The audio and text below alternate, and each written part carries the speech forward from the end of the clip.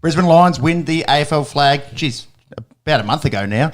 And a dominant performance from Penrith to get the 4-peat in the NRL. We'll wrap up the footy seasons in both codes, talk a little bit of trade news and, of course, a little bit of off-field drama. The NFL, third of the way through the season. Pat Mahomes and the Chiefs are undefeated. I think a lot of people had that on their cards. Maybe didn't have Sam Darnold and the Vikings being 5-0. And Devontae Adams is officially a Jet. We'll talk all things NFL. Into some cricket. Cam Green, unfortunately, is out for the Aussie summer, but it does open up a spot in that test side. So cue everyone's takes on who should join the Aussie test side in about a month's time. Plus action from the subcontinent with Pakistan playing England and New Zealand knocking off India for the first time in 36 years in India. Liverpool have jumped City for the top spot in the EPL, and Tony Popovich replaces Gus Arnold as Socceroos boss and gets the boys back on track in AFC World Cup qualifiers, plus a final round. We'll talk UFC 307 from a couple of weeks ago, a bit of boxing, and the US Grand Prix is tomorrow morning. This is On The Esky, Aussie Sports Podcast. We like our Aussie sports. We like our US sports. Have a bit of a laugh and a dribble. Do have timestamps on YouTube. You can skip to the sports that you like and check us out on Instagram, Facebook, YouTube, etc. Hit that subscribe button. We start the show by shouting a beer to give a nod to good sporting performance. Shauno, how are you? And who are you shouting a beer this week? Very good, very good. I'm going to shout a beer out to Francis Ngannou, who made his debut in the PFL today, fighting for the heavyweight championship belt over there, the PFL, and got the job done quite easily, got an early takedown and just ground and pound, and that was job done. But I think the big impressive thing out of this was the recent death of his young son as well, that, he dedicated the fight to him and that he wouldn't be here if it wasn't for him. So for Kobe, it was a big emotional moment for him. Yeah. He was very sad afterwards, a few tears as well, but it was impressive to see Francis back here into the fighting world post that, after the rough, I guess. Had a good start to the year, then losing to Joshua, then losing his son, and then it's good to see him back in the MMA space. And he kind of looks like the Ferrari out the front of a shack out there at PFL, because he's a real talent, but I'm not sure if that organisation has the talent to compete with him. But it might also be unfortunate that we'll have John Jones, Tom Aspinall, and Francis Ngannou, and they'll never fight each other. But but it's good to see him at least back in the ring.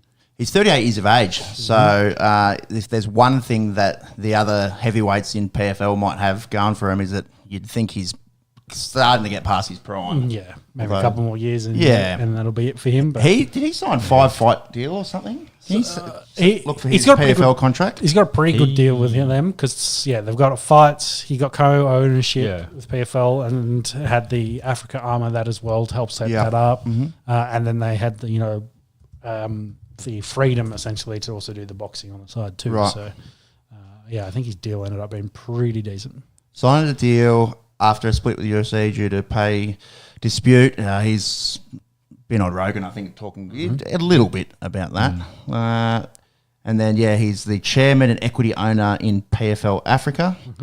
But it actually doesn't say how many fights maybe it's up to him. Yeah.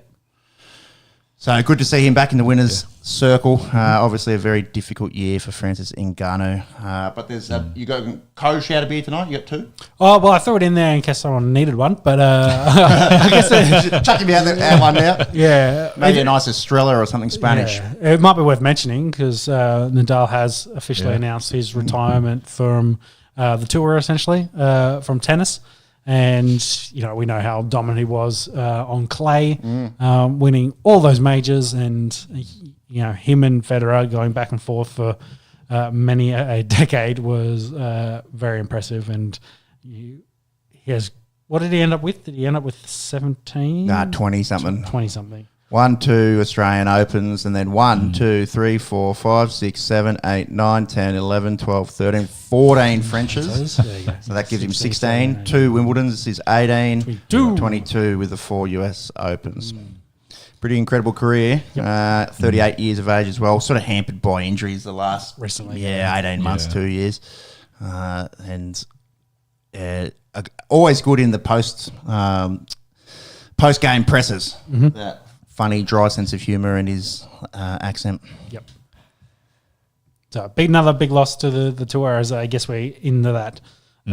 Changing the guard, if you will, is the big four kind of retire off, and Joker is probably licking his lips. Yes, but he's probably only got a couple of years left too. So, and then all the new young fellas will be coming through. So, whether Joker can pad his stats a little bit in the time frame, or whether there's young folks like Carlos can come through and nick some majors for him. Yeah, well, Alcaraz and Sinner have been real good this year. Joker didn't win a Grand Slam this year, did he? No, I think he missed out on all four. He won the gold medal at the Olympics. I'm going to do an equine shout of beer. It happens occasionally, usually from the man in the middle of this panel, myself. Bella Nipotina is the horse. She can have the beer, or maybe Craig Williams, a jockey, or Kieran Maher, the trainer. They probably don't need another one after pocketing, I think, $12 million. The Everest is the richest race on turf. $20 million for the whole thing for the race that runs about 4 p.m. Halfway through October to sort of rival the big spring carnivals down there in Victoria. And Bella Nipotina won it by about a head length ahead of the 2022 winner, Giga Kick, and the horse that I was on, Growing Empire, come third. Another big race day out there at Randwick. Crowd looked like they were having a good time. Weather was nice, and it's really cemented itself now in the Australian racing calendar as something to go up there and rival the Melbourne Cup. Melbourne Cup a couple of weeks away. I think Kieran Maher, his horse, won in the Caulfield as well yesterday. So good time of the year to be a racing fan, and well done to Maher, Williams and Bella Nipotina. Have one more beer today if you can handle it, I suppose, courtesy of the Esky. Monks, who you got? Yep, so probably our once-a-year MotoGP spot. I am shouting Marc Marquez a beer. As probably you guessed, he won the Australian MotoGP down at Phillip Island today. Currently sitting third in the Rider Championships, or Rider standings there, behind Jorge Martin and Francesco Begnani. Yeah, close enough. Yeah. With 3 races left to go, Jorge Martin seems to most likely have the championship all tied up. But yeah, he's 20 points ahead with 3 to go. So I'm assuming he's probably close, although it's not impossible. Do you mind just scrolling back left there? It was interesting seeing you got the top 12 riders. Check out where they're from. Spain, Italy, Spain, Italy. One random South African. Spain, Italy, Spain, Spain. And Aussie Jack Miller's down there in 14th. Get another country's flag there. That's it. I think that it has to do a lot with the manufacturers as well, because there's a lot of big Ducatis and Ducati, etc. Yeah, I was having a look at the constructor championships. Like it's all Ducati. Ducati's all the manufacturers there as well. So the top 4 manufacturers, they're all Italian based, weren't they? Yeah. Ducati, Livorno, Prima, Cressini Racing, Aprila's their own thing, aren't they? Yeah. There you go. The top 5 are all Italianos. Yep. Yeah. There you go. Yeah, well, talk about next year. Yep. Sweet. See you next year. Hopefully Jack Miller has himself a better year. Hopefully. All right, into the mop of the week. Mop of the week. We've gone something that's broken in the last 24 hours. Unfortunately for him and the Broncos, Ezra Mam was involved in a head-on collision yesterday. His Ford Ranger going into a Toyota Camry. I think both parties are okay physically. And then Ezra failed the roadside drug test. It's a bit of a watch this space at the moment as to how it's all going to unfold. Not having the best start of his off-season. No, well, given there was a Bali incident not that long ago, which I don't think there was any formal sanctions coming from it. We were looking at the contract, and he re-upped at the start of the year for a 5-year massive contract extension. He's only 21 years of age, and look, I don't think they'll rip up his contract over this, but there'll be some sort of internal or NRL sanction, you'd think. Yeah, but it raises the question, and I guess the NRL and AFL have been competing for worst off season so far. So, but it's. I think the comparison you just talk about Adokar as the most recent one. Not the same though. He didn't crash into anyone. Front on crash. And I think there's probably a bit of a trust issue of who said what and what was the actual story, which played into that. But the Dogs have gone out and signed another winger, so not of their Adokar type of ilk, but with the thought that, hey, that there's potential they're probably going to move on from Adokar. A lot of reports saying that. Dragons 11. Can he play 7? he's probably done with the Doggies, and that'll ask some serious questions about Ezra because it seems like he's swerving on the wrong side of the road for whatever reason. I don't think it was high speed impact or anything like that, but he's hit a car while doing a DUI is not very good, especially with the recent stuff. So. Maj is going to have a big call. They're going to have some sort of conversations there and see what it means. Allegedly driving unlicensed as well. Yeah, yes, that's what also I thought. He's a criminal. Yeah. Talking pre-pod, I thought he'd been deregistered by the NRL, but he was driving unlicensed. Yeah, okay. So they're going to have a headache to sort out. Allegedly. Alleged. It's all happened in the last 24 hours, but not a good couple of weeks for a bloke who a year ago was, playing his best footy and was looking like one of the premier 5'8" in the league. Yep. So we'll see how this gets handled. I think it's a definite the NRL will offer some sort of suspension. I think there's no doubt of that. I don't know what the length will be, but I think there'll be a suspension, and then it'll just be a call on contract. Whether the Broncos say no, it's too many red flags, or we'll stick by her and you'll have a 8-10 week suspension, whatever it is. You miss the first half of the year, and we'll see you in the middle of the season. So you've got it there. It's going to be a big call from Madge. We will talk some NRL news. It's not really breaking news anymore, but we can have a chat about it. Yeah, definitely have a chat about Kevin Walters being moved on and Michael Maguire getting the job for 2025. Yep. Win one State of Origin series and New Zealand last year as well. 30-0 true. over the Aussies in the Pacific Champs. We'll be looking to avenge that next week. But we will get back to some league after we talk some Aussie rules footy.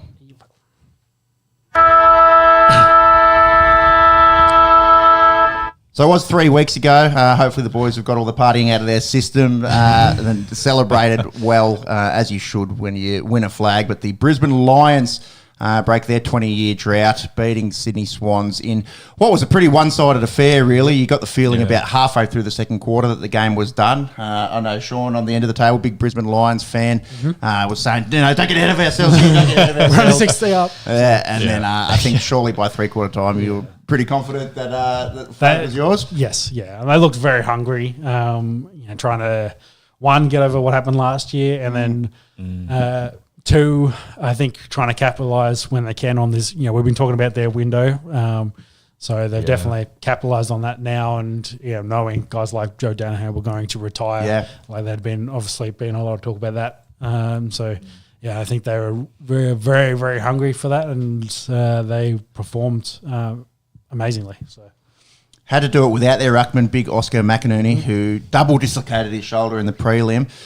Played through that game. So incredible. Yeah, well, the second time it came out, they chucked him on ice. But, if that happens mid-season, there's absolutely no chance in hell that you're going out there. So a good testament to his toughness, both physically and mentally, to go out and try to play through after dislocating. The problem is after one dislocation, you are so unstable, so susceptible to further injury. So the big fella, you feel for him. He was thinking about shouting him a beer and he got pipped by a horse. But it's pretty heartbreaking for him. It would be bittersweet. Obviously, you want to be there and playing in the big dance, but was there for all of the season and all the last few seasons. Big part of the rise of the Brisbane Lions over the last few years. Rumour is Fags gave him his medal. So. Really? Yeah. So hopefully, might be a confirmation on that, but I've definitely seen that floating around that Fags gave him his medal. But I don't know if their medals are one size fits all, or if they're custom fit, because it'll look like a choker chain on Oscar McInerney. That's for sure. A bit of a size difference between him and his head coach. Definitely. His replacement though, Darcy, played really well in this. I think was kind of and you kind of see he was up against Grundy. You'd think Grundy would have a field day, Yeah, but bro. Yeah. it was quite the opposite. Well, Grundy played well. Yeah. I think a lot of people were like, oh, you know, Rezzy's ruckman came in and gave him a bath and this and that. Well, I wouldn't go that far, but you know, he stepped up to the occasion. That's for sure. And for a guy through the first 6-8 weeks of the season was pretty much the premier ruckman in the league. Definitely slowed down in the back half of the year. Did big Brodie Grundy. Looking at the matchup on paper, I was like, geez, this is somewhere where they could really get themselves ahead here. The Swans, you know, with Grundy taking on a bloke who's only played a handful of AFL footy, and really held his own in the middle. Well, and I feel like the Brisbane mids also supported him so much. They knew he was in there as a replacement. They knew they had to be hungry, had to get every ball they could, and they seemed to win every clearance. You know, that's the way it felt. Like every ball, every bounce. That first half was just all them and clearance lines, wasn't it? Exactly. So, and that fed into their elite goal scoring. And then I guess we've got to talk a little bit about Will Ashcroft and the job that he did. Youngest Norm Smith ever. 30 disposals, 1 goal, 5 marks, 3 tackles on the day for the 20-year-old and 20 and 5 months, should clarify, because he's only sort of just broken the record. Previous record, Andrew McLeod was 21. He actually had back-to-back Norm Smiths, but his first one back in 1997. So again, there's another relatively old record there. And considering that Will Ashcroft did his ACL in round 19 of last year, makes it all the more impressive. He's only played the back half of this season. And really come on real hot during the final series as big well. time. And a lot of expectation, you know, being going to Brisbane under a father-son, but would have been top 3 in that draft anyway. He's certainly living up to the hype so far, and he's going to have a long good career ahead of him, I would say, if he continues. Speaking of ACLs, geez, Brisbane pretty much had the most in the most out of any club in the comp. Keaton Coleman, Darcy Gardner, Lincoln McCarthy, Tom Dodie, and I think Fags had said earlier in the year that crosses creates opportunity. So you got guys that are playing on their ass off in the Rezzies and their Rezzies, you know, the VFL team. I think made a prelim. We're talking about it. It creates that good, healthy competition and guys coming up and everyone fighting for their spots. And you know, force changes like moving Zorko a bit further back. All Australian. But you know, that he rose the occasion. Worked well, didn't it? Yeah, I think their future's very bright for Brisbane. You know, we've been talking about their window, and you talk about the young guys they brought in, like Jared and McLuggage. They're in their prime now. You know, getting into late 20s. But now they're bringing through that next generation. You got Ashcroft, and then his brother Levi is going to be there probably next year. Kyle Lohmann kicking 4 goals in the grand final. Yeah, so, you know, their senior vets have moved on, the new vets are there, and now they're bringing in the new class. So hopefully that window won't, slam shut on them. They're not going to be a one and done. I think they're looking like a pretty competitive team, at least for the next couple of years.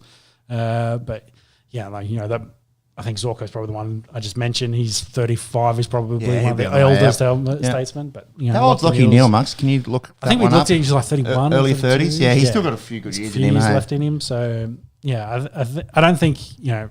Like as I said, the window hasn't slammed shut. They've got plenty of talent there. You got all these guys we just mentioned that come back, and they're going to be struggling. They're going to be fighting for spots. And I guess one of the big ones that opens up front is the retirement of Joe Danaher, who himself's not super old, but the story was, if they won last year, he was going to retire last year. He essentially was towards the end of his career. He kind of had enough with playing, and I guess getting a flag was the final thing he wanted to do. It's interesting, hey, because no one had heard boo about this outside of the club. So we'll talk about Joe Danaher in just a second in terms of career numbers. But it's interesting in terms of the media and how they like to think that they know everything as well. And I hadn't heard one inkling of Joe Danaher. I think it was like the day before, hanging up the boots. Yeah, I think it was like the day before, and there was reports coming out there's going to be big news post-match. And then, you know, people started putting 2 and 2 together. But, yeah, it really wasn't. That sat on for over a year. Vag said it in the press conference afterwards that, you know, he'd come and told me that if we'd won, I was going to retire. And I was like, please don't retire now. So, yeah, he stuck around for the following year. And when, you know, they obviously started off really bad as well. You got to remember. Yeah, that's right. They were 2 and 5, weren't they? Yeah. They started real slow. Yeah. We'll talk about Vegas Lockie Neal, fixtures. 31 years of age, so still going to have a few elite years left in him. Joe Danaher, interesting, only 30. So I think maybe injury and attrition sort of playing into him, playing into the decision. 108 games for Essendon, where he kicked 191 goals, and 96 games for the Brisbane Lions, kicked 204 goals, 395 career goals, and that very famous Danaher name has another thing to add in a premiership medal. Good to see as well his uncle Neil Danaher there at the game, still fighting on, Neil, after living with motor neuron disease for over 10 years now. So incredible stuff, and that would have made him have a big smile on his face. Encourage anyone to read his book as well. So the way that he approaches life and just getting on with things after a horrendous diagnosis, and you can still see that watching his nephew play brings him a lot of joy. Yep. Definitely. Anything else from the grand final that we should touch on? Well, we're going to talk about the Swans.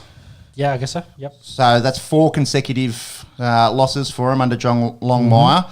So some big ones as well. Yeah, well, average of 56 points. So 2014, they lost to the Hawks by 64. 2016, lose the Dogs by 22. That's actually the closest one. And then 2 years ago, Cats 81 points, 60 points to the Lions, and they actually sort of clawed back a little bit in the fourth. So I don't know if they're struggling to adjust to the big day. Is it a Melbourne Cricket Ground dimensions because they can win games there during the year? So you'd think it's maybe not having to do with that. Is there a coaching issue? Is it a fitness and drive issue? We saw them have very slow first quarters all season. Yep.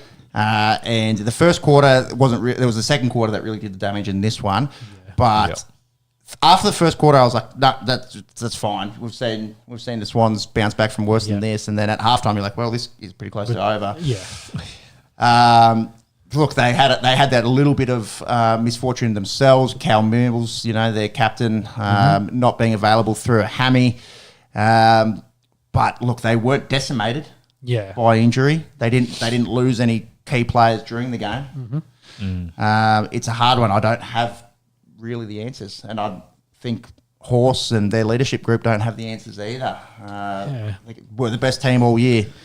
There was serious question marks, I think, that Port Adelaide game when they get dished by 100 points, and the stat continues that no team that's ever lost by 100 points goes on to win a flag. They're having some serious issues on grand final day, aren't they? Yeah, definitely. And you kind of think, well, that happened to Brisbane last year. They had that history, so they come into this game fresh with all the chip on the shoulder. But then you can say, well, that happened to Sydney in 2022. They should have, most of the roster should still be there. Yes, there's probably a few new guys, new faces, etc. But they should. That bit of taste should also haven't disappeared. Getting hammered by the Cats in 2022, I don't know. All year we're sort of talking about, well, they don't have the elite key forwards that other clubs have, like when you're running through Armadi and McDonald, who have had reasonable games, but their forwards weren't getting any footy either. So their midfield that had been so dominant all year, couldn't touch the ball with Heaney and Warner and Goulden. They we're talking about, especially in that first half, it was just clearance Brisbane. How many of those guys had no answer? Because I know they're young. How many of them played in 2022? I would have thought it. It's about half. Yeah. It's about half of their squad played in 2022. Monks, actually bring up that squad if you wouldn't mind. It's really heartbreaking for a few of the old heads. Yeah, definitely. So Rampy, Luke Parker, and Jake Lloyd have now played in 4 losing grand final. They've been in all 4 of those ones, and I think Parker was the sub. I think Parker has a medal from 2012. Yeah. Okay. I don't actually know if he got on the field or not. But outside of that, there's a lot of the senior playing group that, have either got 4 losses, 3 losses, 2, and then obviously everyone that's in that side has 1. Go back to 2022 because it's a fair chunk of them that were there. Sides. You should just be able to. No, you'll have it. Just keep scrolling. Yeah. And you'll have a team there. For mine, I think it's maybe only McDonald, Armadi, Grundy obviously wasn't there. Yeah, no Grundy. I was more interested in the young fellas. Yeah, there you go. Because whether they were So it's a fairly different looking team though. Like you had Tom Hickey there, Lance Franklin, Sam Reid. Yeah, but the young fellas were on the interchange. So they Warner, they would have Warner and Goulden were there. They've been to the big dance. Yeah, because I was thinking more because they look nervous. I guess maybe some of those young fellas they look slow, and I wonder if that was a bit big moment, bit of nerves, and they couldn't really get into the game and get started. But most of those guys had been there. Like it shouldn't have been. The moment shouldn't have got past them. Is what I'm getting at. I'm trying to actually work out the exact number. 9, 10 with Rowbottom. Mills missed out. Warner 11. 12. I think 13 of them, 14 maybe, were there 2 years ago. But yeah, like Warner and Gordon were babies then. Yeah, they were. But they would. They can't use it as an excuse. No, they would have been through the week. They would have had all the media. They were in the stadium. They would have felt all the energy. Like they would. I was wrong getting at. They should know what to expect. They shouldn't have been surprised by the moment. Yeah, by the moment. So I don't have an answer for you. Yeah, neither. I don't know if Swans fans have an answer. Let us know in the comments. And to go to your point, a lot of that feels like that's coaching. So it's on the coach to have them in the right mindset, to have the boys ready to go, G'd up, fired up, and they're hungry. And seems like Fags had the right speech, had the right words, and had the right game plan, which put them in a. I think game plan, it's more so put in a position to succeed. Surely, you rev up speech before a grand final's going to go in one ear and out the other. I think it's much more game plan than rev up. It's interesting though, like you talk about Horse, and he's been there. He's won one, and now they've lost the last 4. Yep. As opposed to a guy like Ken Hinkley, who's been to the one the week before 4 times. What would you rather? Would you rather make the big dance and lose it as consistently as they have, or Ken Hinkley, who's what do you think's going to be remembered more? 1 and 5 in grand finals, or being a bridesmaid? I think you'd rather make it. Yeah, I think you'd rather have shots there. Yeah, have the lead up into it all. Like obviously it's heartbreaking. Yeah, but to go to that, no one's ever going to forget that you were the loser in grand finals. Yeah, but you got it. Yeah, you got to be in it to win it, and luckily they've got one. Yep, they've got that 2012 one. Yeah, they're 0-5. Yeah, and well with this list as well, we'll talk about still young. Yeah, exactly. They're going to be there or thereabouts for same thing. Their window is still well and truly open. Should we talk some trade period? Yeah, might as well. The big stories, I suppose, Bailey Smith. Did go to Geelong. Yeah, Oliver didn't, so they didn't get everything everyone was. And remember the reports where he's out the door. Yeah. So again, media not sure how much to believe. Yeah, and they've. I think there's been a statement as well. Oliver's confirmed like he's committed to Melbourne going forward. So that's still happening. And then I guess following the Dogs, McRae ended up going to the Saints as expected. What were some other? And I want to mention the Tigers, of course, collecting as many picks as possible. They got 8 in the first 24. Yep, and crazy. So they're not going to be good next year, but give them 3 years, maybe. Yeah, well, that's the comparison is what they gave the expansion clubs, GWS and the Suns, is that amount of type of picks for going and setting up a new club, get a whole bunch of young talent. So that's what the Tigers have done. And it's like, yep, Dusty's retirement. We're in full rebuild. Get what we can for the current stars we've got. Ship them off to places where make them happy. So Rioli's gone up to Suns to join Hardwick and Bolton. Liam Baker, and Bolton's gone west to go back west. So Shea Bolton out to Freo, Liam Baker to the West Coast Eagles. So 3 handy sort of blokes in their mid-20s. They're saying no, blowing it up and starting again. Yeah, well, we'll capitalise on what they've got, and we've got all the picks, and they need an awesome draft. Yep. Well, with 8 darts, you'd hope that half hit. Half hit. Some other big name moves. Jack Lukosius goes over to Port Adelaide. Jake Stringer, the package, goes to GWS. Dan Houston will wear black and white with Collingwood.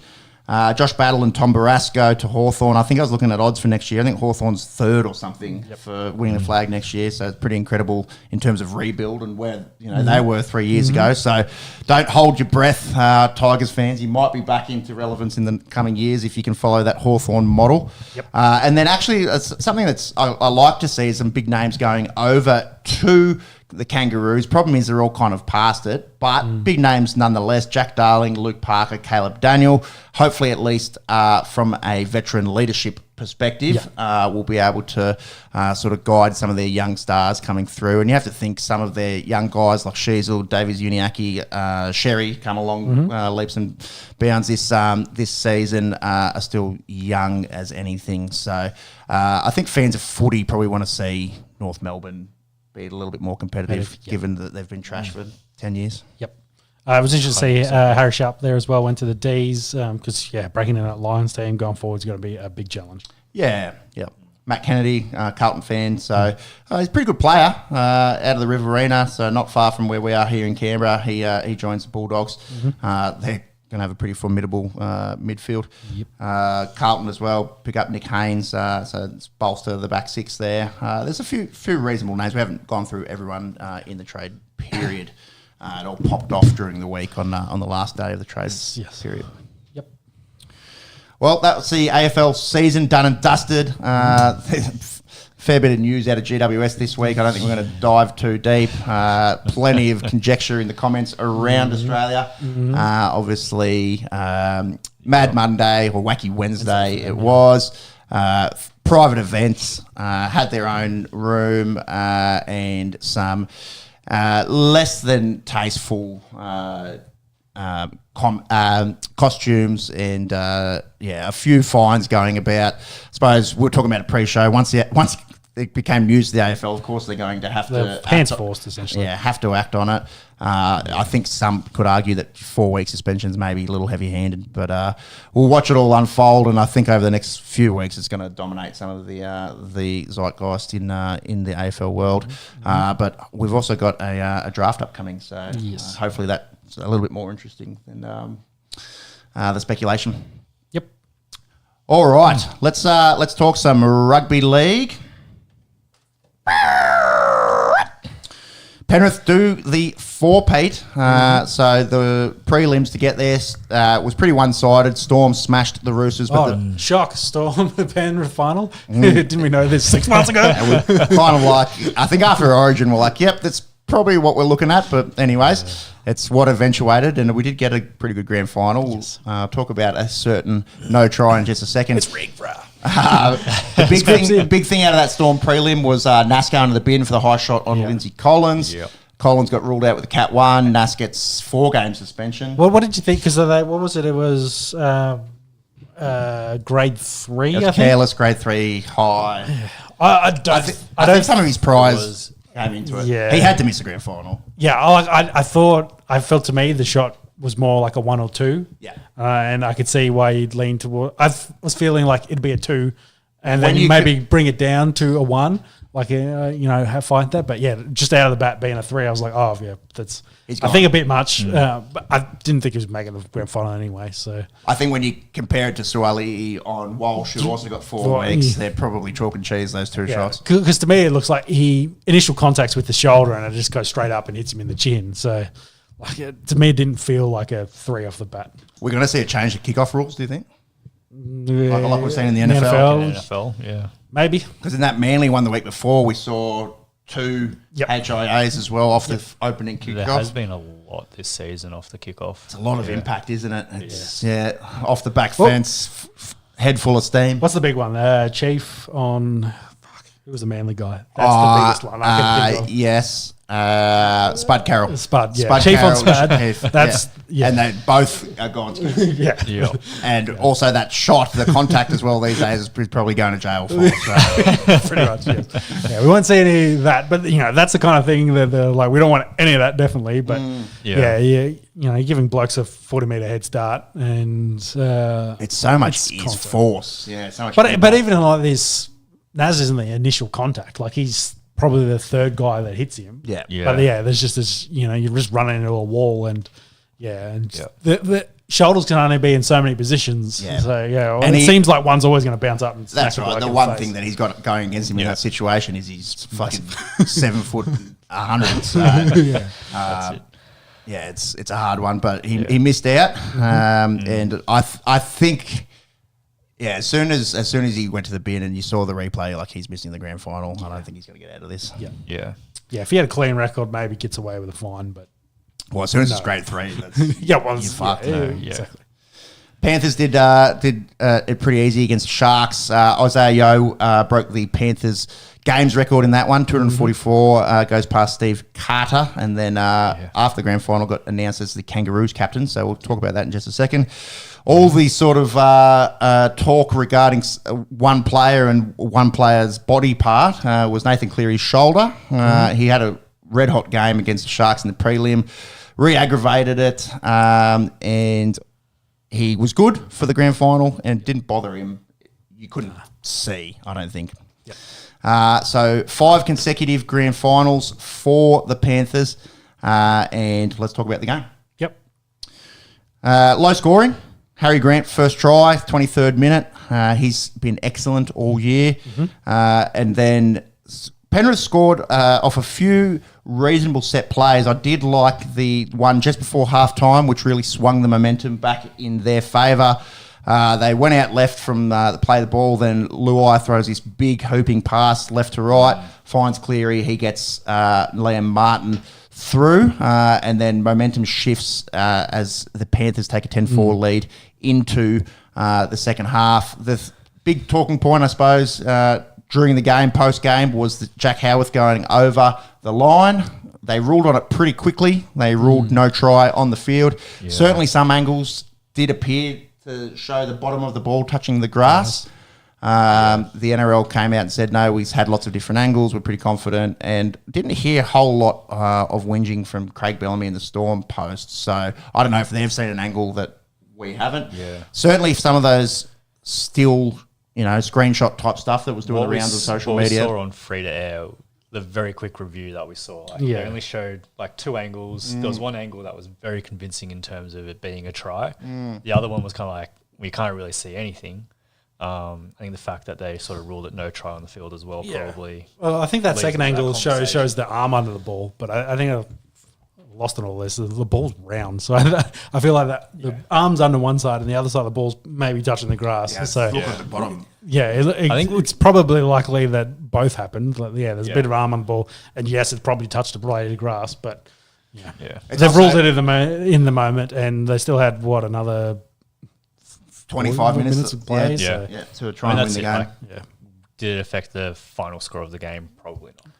It affected the flow. It did affect the flow. It's a big momentum change, definitely. It gets Storm right back into it, and they might have felt a little bit hard done by it, but I think as well you have to give some sort of emphasis to the fact that it was called a no try on the field. You need to have sort of irrefutable evidence to overturn it, and that's where probably the NRL has a point to say, look, you can't say without a shadow of a doubt that ball has touched the grass. Yeah, that's it. And slowing things down and screenshots and all the rest of it can be kind of deceiving as well. But it's interesting as well, in the social media world that we live in now, that screenshot's doing the rounds in the 65th minute. People are seeing it. It's not like it's all coming out in the replays post-game, so people are already throwing their hats up. It's going, this is bullshit, but... as rigged, the script's in. Yeah, they want him to win, bro. They want him to win. I don't know how much of that I buy into, but I could certainly see if you're a Storm fan why you might be a little bit pissed off. Let us know in the comments what you thought of that no try. It was Paul Alamotti in the 60th minute that had the go-ahead try. We've got to talk about Liam Martin, second rower, charging through, getting the bomb, and then gathering and getting it out for them to go ahead. Yep. He also scored a try of his own and was impactful throughout the whole game. He won the Clive Churchill. I don't think I had any issues with that. I think we were texting each other post game. Liam Martin's had a great year all round. I don't think you're missing by picking him for the Clive Churchill. 100%. I think he deserved it. I think, post-game I was saying to you boys, Liam Martin, Clive Churchill. I think you could think of. Just kind of already put it in the chat. I think it was after that. I think it was after that try. Maybe that was that one. Check the tape. I don't know. And then a lot of chat here. Is this the best NRL team ever? NRL era. I don't think you can.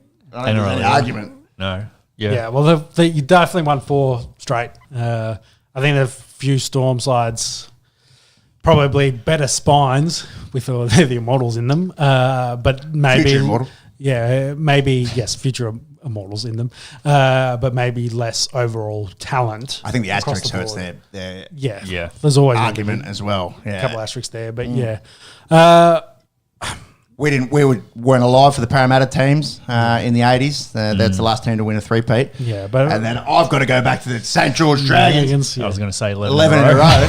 Come talk then. Now, people will always say, bro, it was before the salary cap. That you can't compare it. It's chalk and cheese. It's apples and oranges. Yeah, but it's black and white. And I think that's game. Yeah, I think that's fair. Obviously, we can't really comment. You know. Yeah. The league wasn't really that big. They were all part timers, and the best talent went to the best teams. So. Which is interesting as well, when all these blokes were working and they're like, oh, it's a salary cap, and that's what's brought parity to the league, which is kind of true.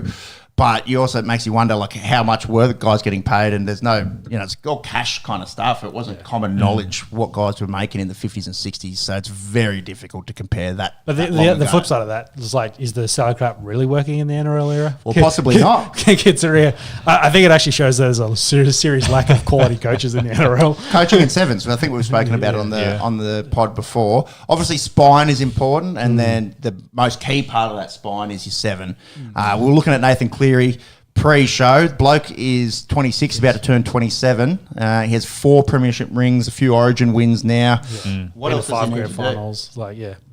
But I think there's an World interesting Cup championship. Go win the Super League with Wigan or something to. It's not out of the realm of possibilities. No fucking chance. It's not happening. Sorry, Mary. Maybe in 5 years' time. Yeah, exactly. Maybe in 5 years' time he'll retire and go over there, and they'll live happily ever after. But yeah, I don't see that.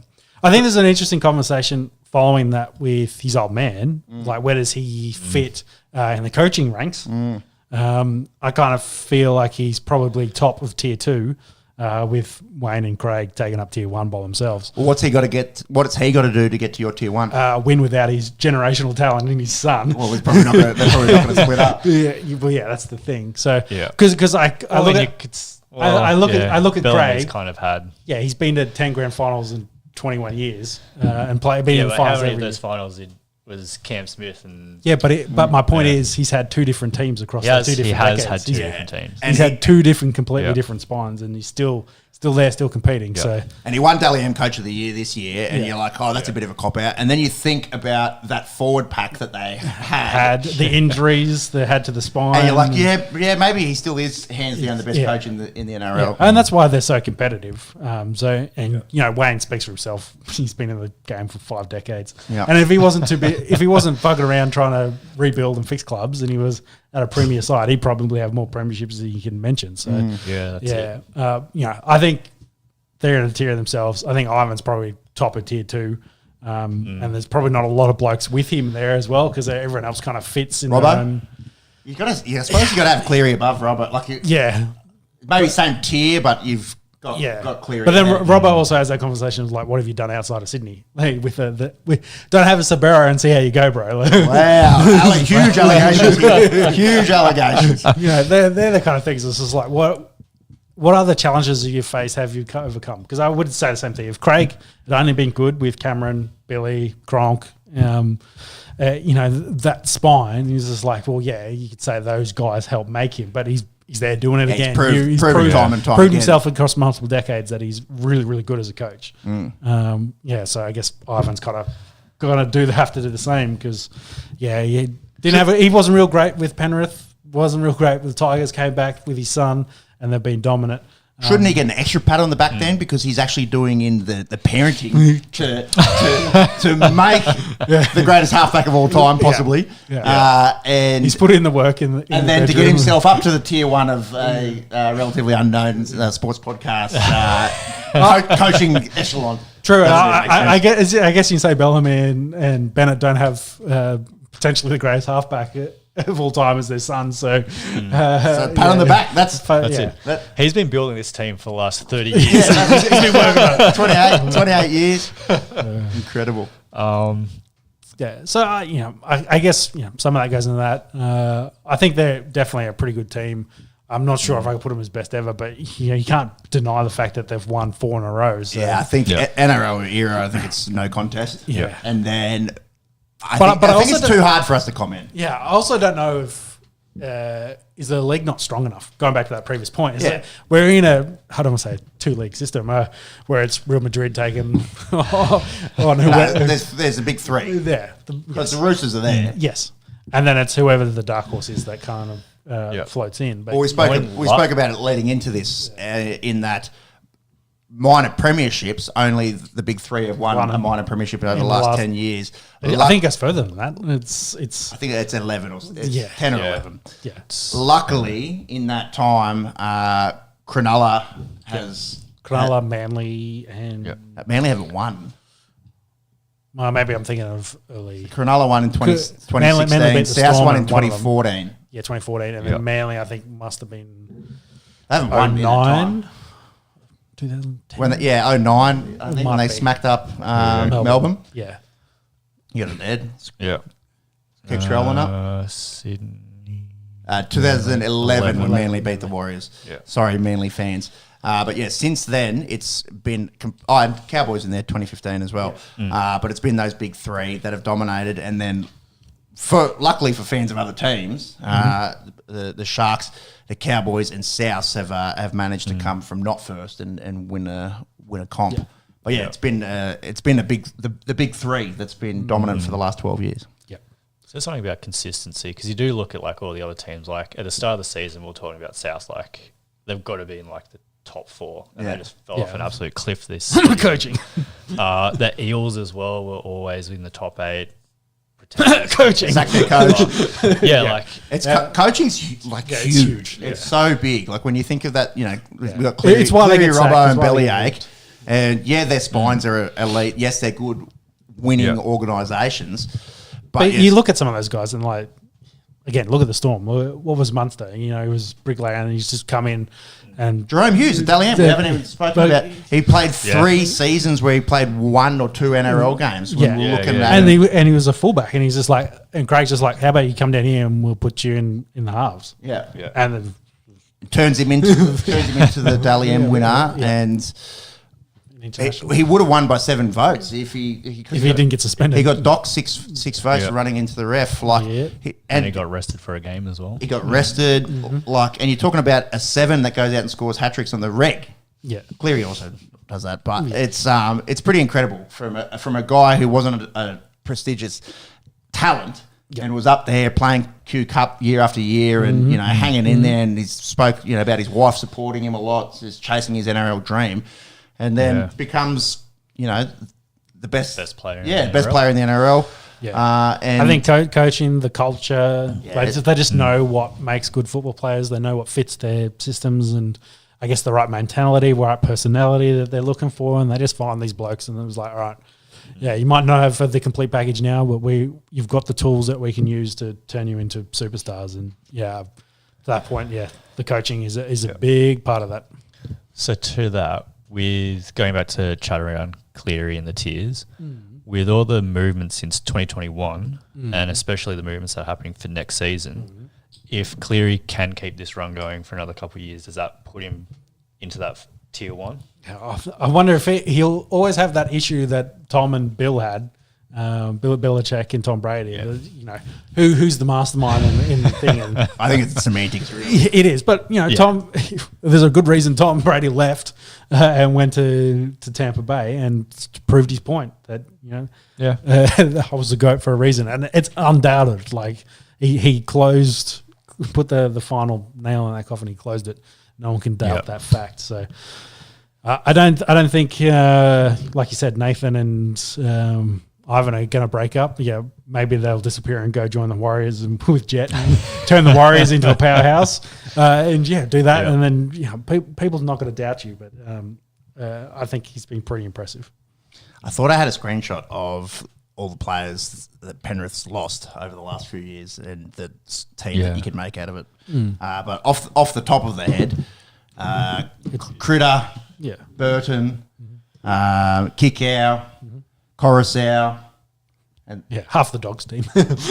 And then next year I should say, gonna have Luai, James Fisher-Harris, Taruva. Who else do we miss? Kurt Capewell, Spencer Leniu, Momorowski. Yeah, so it's pretty elite talent that's walked out the door and they just continue winning. Yep. Yeah, I don't think it's the same conversation we've had with the Storm. I think the same sort of conversation we have with some of those Wayne teams. They just bring guys in. They just know how to. Yep. They've got the right feeder clubs. We're talking about how big Penrith is as a club for men. Well, yeah, in that sense, it's kind of different because a lot of these guys are Penrith juniors. Yes. Whereas Storm, obviously, you don't have a big, junior base down there in Victoria, but they have the feeder clubs that they're scouting incredibly well up in Queensland mostly. Yeah. And we're throwing a few Kiwis as well. So. Mm-hmm. Yep, well, we'll see what happens. We might be talking about the exact same three big teams at the back end of 2025. But yeah, I think general consensus there's no other NRL era team. I don't think you can argue that as good as the Melbourne teams were, I don't think any team's gone close to having this kind of success. No one's run 4 in a row, so and then very difficult to compare during eras. So we might leave that one, let that one go through the keeper. Good old cop out on the Esky. That's all right. Well, let's keep going with coaching though. Yeah, well, Kevin Walters got the sack a couple of weeks ago. 4-year tenure, was in a grand final. This time last year, less 2 weeks. Did have 2 years on the contract. Apparently, they did a survey. The players said he didn't like the way he communicated. Yep. I also anonymous survey. Anonymous, yes. I wonder if some of the alleged nepotism as well with his son. Talking of the father son. Well, they're also coaching. They're also a young squad, and Walters is from a very different time in football. I think he's a very much I'm the boss type operator. Although very passionate. You see him. Choked up in tears in the presses and bleeds, maroon and yellow. But the writing was on the wall, and he goes just a year after taking him to the big dance. Yep. Some names that have been thrown out before the news for Michael Maguire. You didn't like any of these, I don't think. Josh Hannay, Jason Demetriou, Trent Barrett. Yep. Seems more than likely that Michael Maguire had already given him a verbal agreement. Yeah, it looked like... And then they said they gave Kevy the tap on the shoulder, and Madge Maguire is the replacement. You don't think he's going to see 2 out? Is that your note? Yeah, I think it's quite interesting because you talk about his nepotism. Madge is a known hard ass. He really came in and had to set the record straight there with Souths, and then tried to do the same with. And kind of fell out with Souths because the talent wasn't really enjoying the fact of how hard he was on them. And then, went to the Tigers and, again, trying to instill some discipline and being real hard with them. I think he's the right voice now that they need. They need someone that's going to be a hard ass on them. And I guess, success of New South Wales will put it in, give him a good stead. He's had an incredible 12 months. Exactly, yeah. New South Wales after the capitulation in Kiwis game one. into Kiwis Origin last year winning 30-0. Yeah, into Origin, getting this job. So I think that it's the right kind of voice. He's got all this young talent. They got to try to keep some of this talent. Hopefully get them in the right direction. But I feel like they'll just get sick of him again. They'll get sick of being the hard push, and then someone else will come in and take over that job. It'll be results dependent. Yeah, I think. They'll get sick of, if they're running 10th next year, they'll get sick of him. Yeah. Oh well, I think they're going to take him after half a season, but I feel that's the thing, that he'll lose the locker room and their performances will die off a cliff, and then they'll look for a new voice, which is probably going to be Wayne once he finishes up with his next job. When he's done with the he'll go to the South, he'll right their ship, they'll win a comp, and then he'll be like, I'll go to Brisbane and fix them up. So he'll keep his rebuilding tours going. Wayne's going to be like Professor X on fucking X-Men, cruising down in his wheelchair. So I'm not a comics book man. Is he? He's not Avengers, is he? No. He's just the boss of the X-Men. Yes. Yeah. All right. So the Broncos will be fucking Wayne's X-Men. Yeah. I don't know. I think Madge has certainly had the credentials over the last 12 months, but then historically also, had a few shaky years there at the Tigers. Yeah, very shaky. Well, didn't they win like 3 spoons in a row or something like that? So not under him, but they weren't good. No. And outside of the 2014, which is over 10 years ago was the only time they won the premiership. So Yeah, with South. So 2012 to 2017 with South Sydney had a premiership in there. 185 games, lost 68, 56% winning percentage. And then his 4 seasons at West, 29 wins, 51 losses, won at 36%. So up until 2023, 2024, hadn't been going very well. Yeah. Now, how much of that is Madge? How much of that is the West Tigers? yeah, well, and also post that grand final, the Souths kind of lost their way. They're slow. Yeah, And then they wanted to go get Wayne. So, they got sick of him and and that's why he moved off to the West Tigers. So it'll be interesting. But yeah, like I said, I feel like he's the right thing for now, but in 12 months' time, he might not be the right voice that they need. So it'll be, interesting. See how 2025 plays out, I think.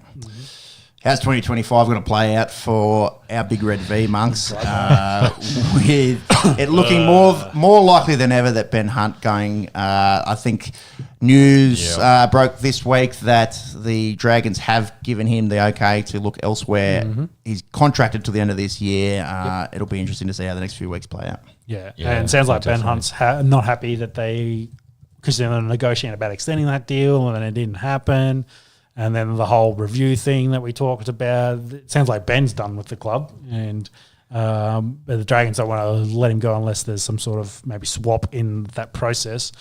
I feel the Queensland clubs already kind of ruled themselves out. To me, Brisbane made a lot of sense to go play a 9 and then you can cover Reynolds if he gets injured. And then, they gives them a solid 9, gets rid of a Walter as well. And cap room is questionable. Yeah, and they're still trying to figure out, can they sign Cobbo and Staggs together, or will they lose one of them to, say, the Cowboys, for example? Titans seem like they're stuck for cash, so yeah, it's going to be a bit interesting.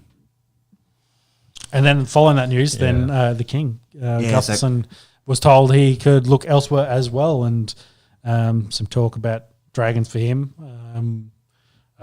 I think maybe as a 6 might be interesting. Yeah, it'd be interesting if they moved him to 6 and Flanagan to 7. I think Tyrell Sloan came a long way this season. Electric with the footy, very fast. Once he makes a break, he's pretty dangerous. Just needs to sort of grow into his body and get a bit better defensively. But I wouldn't like them to move him away from the 1. I don't think after investing. He's a 1, whereas the last 2 years. Gustafson can play. Could play 6. They could move him into the centres to pair up with Val Holmes, although Moses Sully's been quite good. It's going to be interesting who they go after, because there's some words from Josh Addo-Carr, there's some words that Adam Dewey might be on the radar. So a lot of that rumour, conjecture would sort of point to Flanagan playing 7. So we've got full circle in the nepotism world with Kyle Flanagan, perhaps. That's it. I just don't Damien see Cook as well, somewhere in there.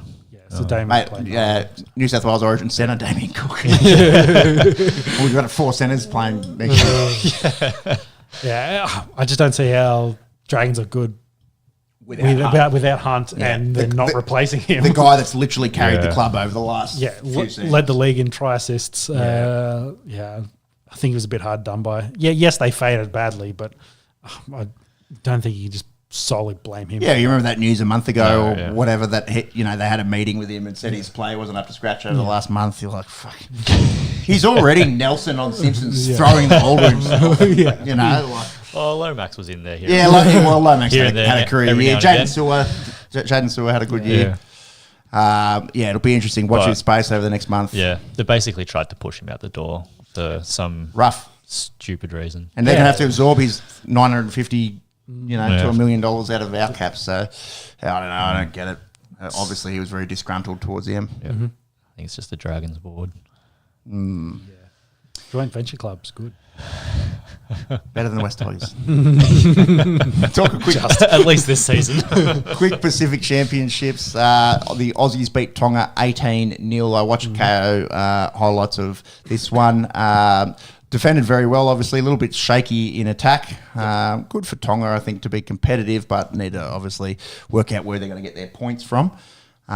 Interesting in the squad selected. No super surprises. Although in the 21 in the preliminary squad. I raised my eyebrows at a few. And then I think you have to sort of take into consideration the guys that aren't there. Yep. Teddy, Cleary, Munster, DCE, DCE was a big Jake Turbo, Kalen Ponga. Most of those guys, I think, are having some off-season surgeries. Yeah. Cleary, definitely his shoulder. I think Munster, that Hips. adductor. Yeah. And then a few, I don't know, DCEs maybe just like, I'm old as fuck, man. Yeah, that's what I thought was an interesting one there. But yeah, I think it goes to that. Probably some age there. It's going to be a big game next weekend against New Zealand. Obviously, we'll be looking to avenge that. What did you see? 30-0 drubbing last year. Yeah, well, did you see the Kiwis? They have no halfback, so Sean Johnson came out of retirement for half of them. Yeah. Hughes had to rule himself out, and then had another one as well that was unavailable. It's a cool story, that Sean Johnson unretiring. It's the most Sean Johnson thing I've ever heard. Oh, he's definitely got plenty of extra meters in his legs. So he can definitely do a good job for them. But I think I was talking to you boys earlier as well. They're banged up as anything as well. I'll try and find the message to get the names, but there was a good amount of guys that aren't available for the Kiwis due to injury. So certainly worth considering there. Talk amongst yourselves for a couple of minutes. Well, I could also mention the PM's 11 played. They played PNG. Massive crowd as always for PNG games. PM's 11 did win that 42-20.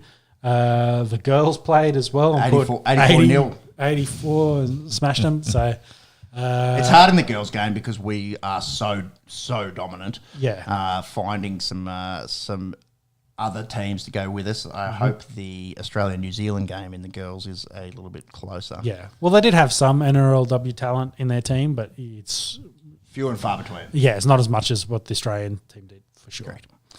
There's some of the New Zealand boys that aren't available. Ronaldo Mulatalo, Dylan Brown, Kieran Foran, might have been there. Moses Leota, Brandon Smith, Jeremy Marshall-King, Britton Nickera, Roger Tuivasa-Sheck, Tohu Harris, and then suspended is Nas, Rugby Union, Joseph Manu. Pretty handy sort of names there. Yeah, it's a good squad. So we'll see. And you'd think it's sort of the battle of who's less banged up, and I think it might be Australia on paper. Yeah. Such a long season as well. It's so long, dude. I guess they could cut 4 regular season games. No one will give a fuck.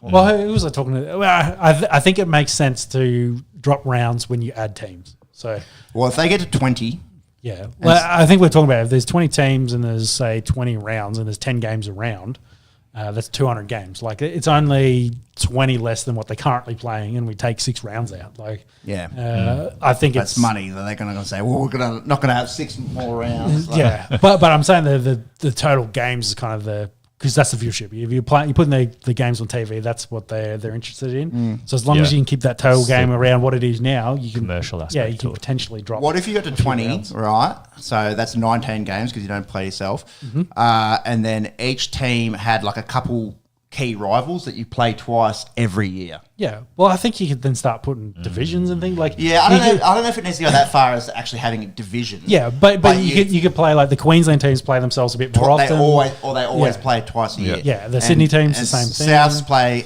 East twice a year, every single year, and Storm and Warriors are trying to be making that a rivalry. They always play twice a year. Yeah.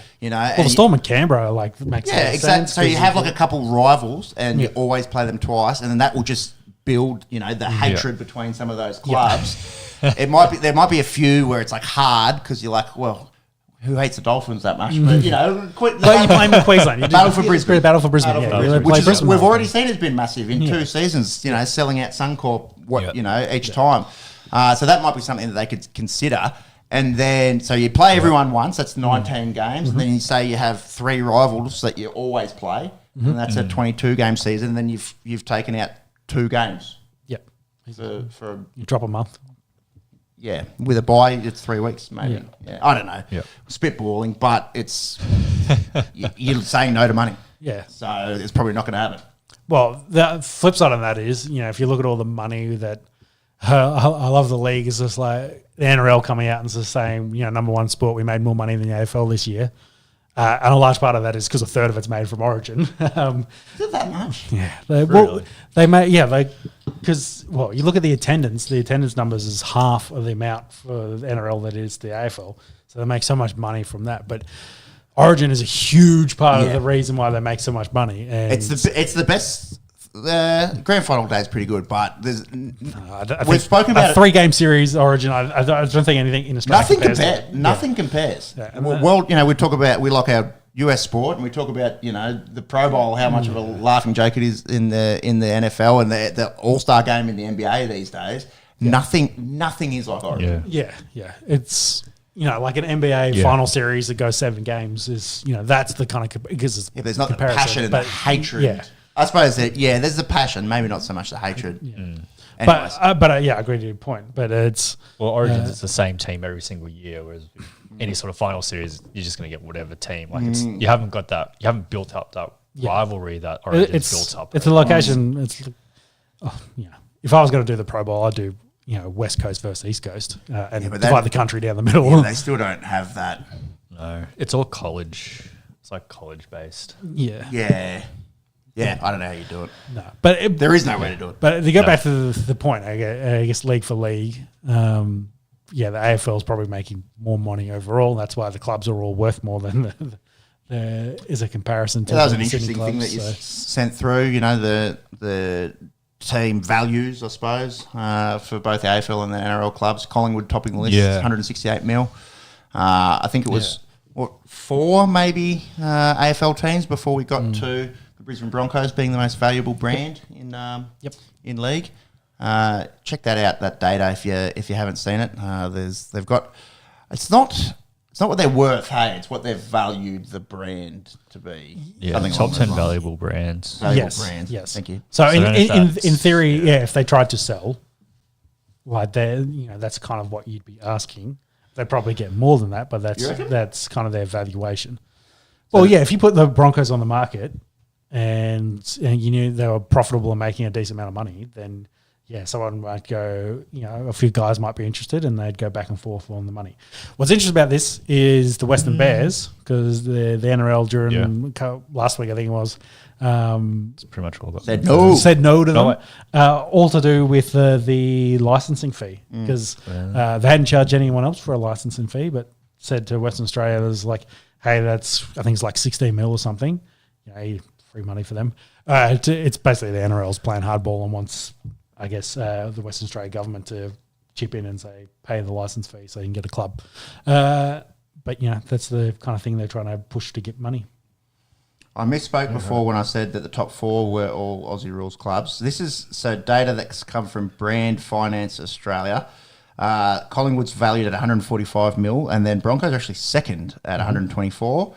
Carlton 115, Penrith 108, and then you have this big run of Aussie rules clubs. Richmond 101, Geelong 88, Essendon 85, Melbourne 75 before you get to South. So 6 of the top 8 clubs in Australia are AFL, but Brisbane and Penrith worth a whole lot. And it's remarkable how much recent success will get you, because 5 years ago, if you'd asked me, were the Panthers the second most valuable brand in rugby league, I would have said, fuck no. I would have had Souths or Chooks or something. Interesting as well in this data, Cowboys are 4th in the league, so doing real well up there with that, big area. Obviously, there's not a whole heap of people in far north Queensland, but they're very passionate about their Cowboys. It must be similar to the Panthers, how they just have like a massive fan base in the region. Like you got Panthers Leagues Club, which is like one of the biggest in the country or whatever. And I think from Cairns to the Sunshine Coast, is probably Cowboys country. So it's when you add up the numbers, it is a fair few amount of people as well. Even though there's only 250,000 people, if that, in Townsville itself. Yeah. I think the NRL has to fix their crowd problem before they can say they're the best club. Well, speaking of the Cowboys Sharks semi-final at Allianz, there's 19,000 people in there on a Friday night. Yeah. For a final, it's a joke. That's a fucking joke, man. Like the Swans were playing next door and had more, well more, full. They were capacity. Yeah, that's it. So, although I did see, I think the Melbourne Storm game, they had like 40,000. Amy, and like that was comparable to whatever AFL Was it though? Because Amy only seats 30, I think. But I think it's capacity, and I think they had Marvel roughly the same time as well, which would have been capacity. It might not have been 40,000, but it was like, at least for the Storm, they will get pulling a crowd that was comparable. They to sell an it. AFL game. They sell it out, but they're never going to be comparable when it comes to finals because the AFL's get it like they sell at the MCG. Will go close to it each time. Yeah, no, that is true. Yeah, I don't know. They've got to sort out something about watching games live in Sydney. Yep. That's the problem. Yeah. We don't 100%. The Broncos are playing a semi-final in Brisbane. They're not having 19,000 people rock up. That's for sure. Well, if the Dolphins had played that game, they would have sold it out versus the Cronulla fans. Yeah. So, I don't know. People being lazy, not getting out of the Shire. They are playing the Cowboys. They fucked up with their plane getting out of Townsville. That's one thing they got to sort out. Should we leave it there? Yeah, might as well. All right. Yeah. Let's talk some NFL. He broke his ankles. Very quickly go through some of the stories out of week 5 and week 6 before looking at some of the odds for MVP and looking briefly at tomorrow's games. Week 5, Kirk Cousins, he throws for over 500. He broke the Falcons' record in that game, 509 yards. The NFL record actually goes back to 1951, Norm Van Brocklin, which is 554. So his first QB to throw for 450-plus yards for 3 teams, bit of a niche stat. Mm-hmm. Something that's not niche is the old 10,000 rushing yards. Yep. The king, Derrick Henry, has been the best running back in football by a country mile through the first third of the season. Very consistent. What are your thoughts? Last runner ever to be able to do it? It could very well be, considering the team's turnover on young running backs. Like you look at guys, I think about like Travis Etienne, and he was a hot thing, and it sounds like he's lost his job to Tank already, and he's in his 3rd or 4th year in the league. So they turn him over so quick, and again, it's going to take a generational talent that can sustain that for 10 plus years, average over 1,000 rushing yards at the time to be able to hit it. Like, it's going to be tough because I think when we're looking at the other guys that are active currently playing, and Zeke's over 9,000. Yeah. How much longer has he got? He's not getting carries. He's not getting carries. He's not making yards. So he may not get to 9,500. No, exactly. So, and then I think it's a big drop off to guys that are around like 6,000. But same thing, it's hard. I think Jonathan Taylor was probably the most likely. Yeah. But injuries already robbed him a little bit. Yeah, he's already hurt again. Same with Saquon. And when they start piling up, they just start looking at young guys get opportunities, and 1, they're cheaper, and 2, they can rush their legs out of them. And it's the meat grinder that is the running back position. So it might be very, very hard. Might be a long time before we potentially see another 10,000 rushing running back. Yep. We might even see. I was going to say, you keep saying running back. What about quarterback? Yeah. What about Lamar Jackson? Yeah. Well, that's the thing. Like the next 10,000 rusher might be a quarterback. Lamar probably. He's on 5,661 at the moment. He's in year 7. 7. Yeah, like Lamar could be there. Mm-hmm. But I think there's a prevalence for guys to rush more. You think of when they're younger. Well, no, as in rushing quarterbacks. Having more opportunities to run is increasing in the league, is what I'm getting at. Yeah, it is. So, like, you look at what Lamar is now. Daniels might be do more. Like, he'll just have more chances to do that. But yeah, Daniel's not getting on that list though, is he? Yeah, I don't know. Like a bloke that's played 6 career games. No. But where he is currently. For where he'll finish his rookie year compared to where Lamar did his rookie year, he might have more rushing yards. He might, but I doubt it. Lamar's rookie year, he ran heaps, and then didn't he go like to 900 or something by his second year? I'm getting Lamar's stats up. Yeah, I love his rushing yards earlier in his career have always been insane. He just doesn't have the high end rushing touchdowns like a Jalen Hurts or a Josh Allen, but his yards have been incredible. So he did. So he had, he broke 1,000 2 years in a row. So he had 695. Yeah, but his rookie year was 7. But then look at his sophomore year and his third year, 1,200. 100 and 1,000 yards. I agree. But what my point was, Daniel's on pace to do more rushing yards his rookie year. That's true, yeah. How much has he had? 300 odd?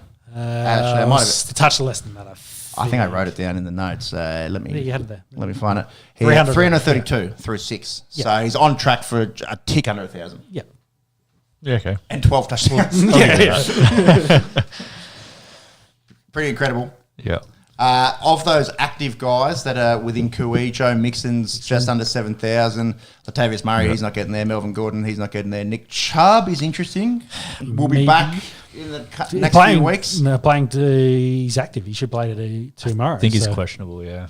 The bloke has had 2 horrific ACLs. Yeah. But look, he's young enough. And I'm really hoping my fantasy team turns it around. How is your fantasy team going? Dirk, she's had a first win this week. Off the new run. Let's go. Yeah.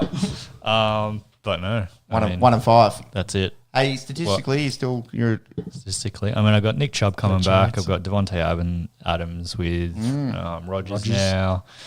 That's a good segue. Should we talk about him? Mm-hmm. Sure. Traded to the Jets Wednesday, I think. Joins up with his old mate Aaron Rodgers. Robert Sala also fired since we last potted. What's our take here? Do we think the Jets become better with Devontae Adams? What does it mean for Garrett Wilson? How do we see this playing out? By all accounts, Mike Williams is job done. They're going to look to trade him, move him on. And he had a couple of big drops, and Rodgers looking at him like Rodgers dropped his child. Yeah, Rodgers threw him under the bus in the protector beam in the post match because he said that the intercept at the end of the game, Williams ran the wrong route, and that's his exact words. Williams ran the wrong route, and that's why I threw the intercept. Bye. Yeah, and if history, he's got Lazard there already, and Rodgers will get you fired. We have seen it in the past. So he's got Lazard. He'll add Adams. Wilson's doing a good job there. MVS got cut from the Bills to make way for Cooper, who got traded there during the week as well. What do you think about that? I think that's pretty good. I think going from Deshaun Watson, who can't convert third downs or throw passes at the moment, I think that's a huge upgrade for them, and they really have been struggling for someone receiving talent to step up and really help out Allen. So. Just got to dish Myles Garrett to the Packers and we're cheering. I've seen some very alleged rumours linking the two. I don't think it's going to happen. Yeah. No, well, I think the Lions, with Aiden Hutchinson, if we get that wrong, broken his tib. Myles Garrett and Max Crosby, fit into that conversation about do they get extra pass rushing help. Crosby did say yesterday, I think, that he's not going anywhere. He wants the Raiders to win, et cetera, et cetera. So, but the Raiders might also be like, a second round pick. Yeah, and Lions are win now. They hammered the Cowboys. Cowboys have been dreadful at home. They've conceded over 160 in their last 4 games. And the Lions can win the Super Bowl in 3 months. Yeah, and I love the fact how Dan Campbell was so petty in this as well. He was having the tackles report in as eligible. The first play. They tried to run it. Well, they run a hook and ladder with Sewell, and then they've been running a lot of trick plays. They're fun, man. Yeah, and then for the victory formation, they had the skipper report in as eligible as well, just to go back from what happened last season. So any of our more casual NFL listeners listening, the Lions had a touchdown disallowed last year in a game, a crucial game. It wasn't playoffs, but it was a crucial win game against the Dallas Cowboys. There's some interesting rules in the NFL regarding who you can throw the ball to. Sometimes if it's a trick play, you got to let the officials know beforehand. Anyways, it was a big hoopla last year, and Dan Campbell, a little bit petty, a little bit of a fuck you to the officiating in the game just got. Yeah, it was wild. They had second stringers on both teams playing for the majority of the fourth quarter. They just smacked them. What's wrong with the Cowboys' defense? What's wrong with the Cowboys? Yeah, they haven't been great on offense, but obviously you can't win games when you're conceding 40 a game. Michael Parsons hasn't been playing the last few weeks, has he? No, I think he has. Was he playing in that? I thought so. I thought he definitely been playing early in the season. I think that on both sides of the ball, their lines haven't been good, honestly. Mm-hmm. I know their offensive line's been a little bit up and down. They don't have a run game, so they've really struggled to get Dak going. They dished their big tackle as well at the start of the year, didn't they, Tyron Smith? Yeah, I think so. Yeah, but they also drafted a young guy, but Yeah, not Tyron Smith, but exactly. Yeah, he's a rookie. He needs to fit in. So I think their D-backs as well may be getting a little bit too hungry for the pick. So we've seen Diggs and Duron Bland lead their league in interceptions in the last few years, and I think they've both been burnt a little bit playing for the intercept and not playing the man. well, also Dan Quinn was their DC, wasn't he? He was their DC last year. Possibly. Yeah, and he's now the Washington coach, so that might go into it as well. Yeah, lost their DC.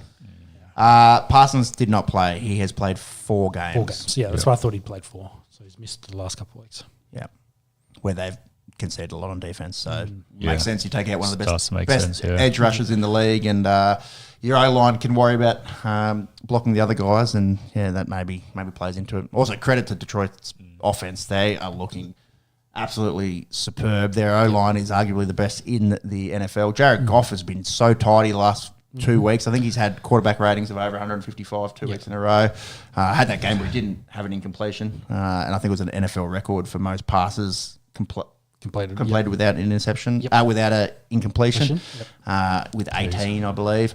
They got the dual-headed backfield with Jameer Gibbs and David Montgomery, and they haven't actually had to utilise Amon-Ra St. Brown or Sam Laporta as much as they did in years past. So Williams has been really good for them, and the running backs are excellent, and they've just been getting out in front of teams and just then haven't needed to have big high volume in the passing game. So they can certainly win the comp this year. Monks, you did have the tab open for the odds. I think they're at about $10. You can bring it up in a second because we'll talk about everyone in a sec. What was the other news there? I think Tom Brady being a minor owner of the Raiders is probably the only other big news there. So, and I a lot of conditions on that as well. Well, I think he was already under those conditions because this deal's been. Well, I'm pretty sure we talked about this in the off season. Like it's been in the works for a while. But he basically can't criticise or be in other teams' facilities. So makes his commentator job a little bit harder, but just getting his reactions to things, his oohs and ahs and commentary is good enough. Yeah. It's a bit silly given how much his commentary deal is worth. And then it's going to be like Darren Lockyer commentating with the fucking Broncos. That's it. I think Richard Seymour also had a small stake as well in the Raiders at the same time. So interesting. They've old teammates, obviously. Yes, and Richard played for the Raiders, so back end of his career. Yeah. How are you feeling about your Bucks? Looking pretty good. 4-2. Yeah. Put 50 on the Saints. Yeah. They never did that with TB12. can't be True. I mean, Saints talk about teams falling off a cliff. The Saints are so banged up. Yeah, I feel bad for them, honestly. Feel very bad for them at the moment.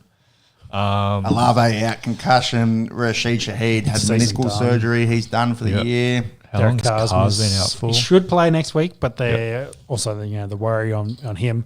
They lost Lattimore, did his hamstring. That's not good. One of the best corners in the and league. Their other corner, I think, did his fib as well. Broke his fib, so They're banged up. They're so banged up. They're such a banged up team. Yeah. Kamara did quash rumours that he was getting traded. He said, "I didn't say shit about that." Yeah. But the exuberant cuddle after the game makes it look like he was very happy to see Sean Payton. There's a lot of history there. There's definitely a lot of history there, and same with Breeze as well. The thing is, he's on a big contract. That Saints need cap space. They're really struggling for cap space. They're at 2-5. They're probably not going anywhere further. So can they make some room and capitalize on his value still? And Denver makes a lot of sense with his previous coach there, but also their run game has been struggling pretty much the whole year before they ran into a banged up Saints team. So, Bo Nix has been our leading rusher for most weeks. Denver's looked all right last few weeks. Yeah, they could definitely add a Kamara. That would help them a lot.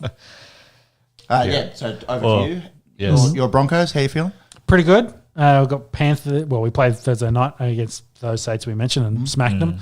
We've got Panthers up next week. Should win, so we should be 5-3. But then we get into a tough point. Then we got Ravens, Chiefs, inner Falcons. So in the hard end of our schedule. But hopefully, Satan's back next week, and the defense keeps playing good, and allow Bo Nix to keep working this thing out. I still think I think the bettors had they were 5.9 was the overs for Denver for wins this year.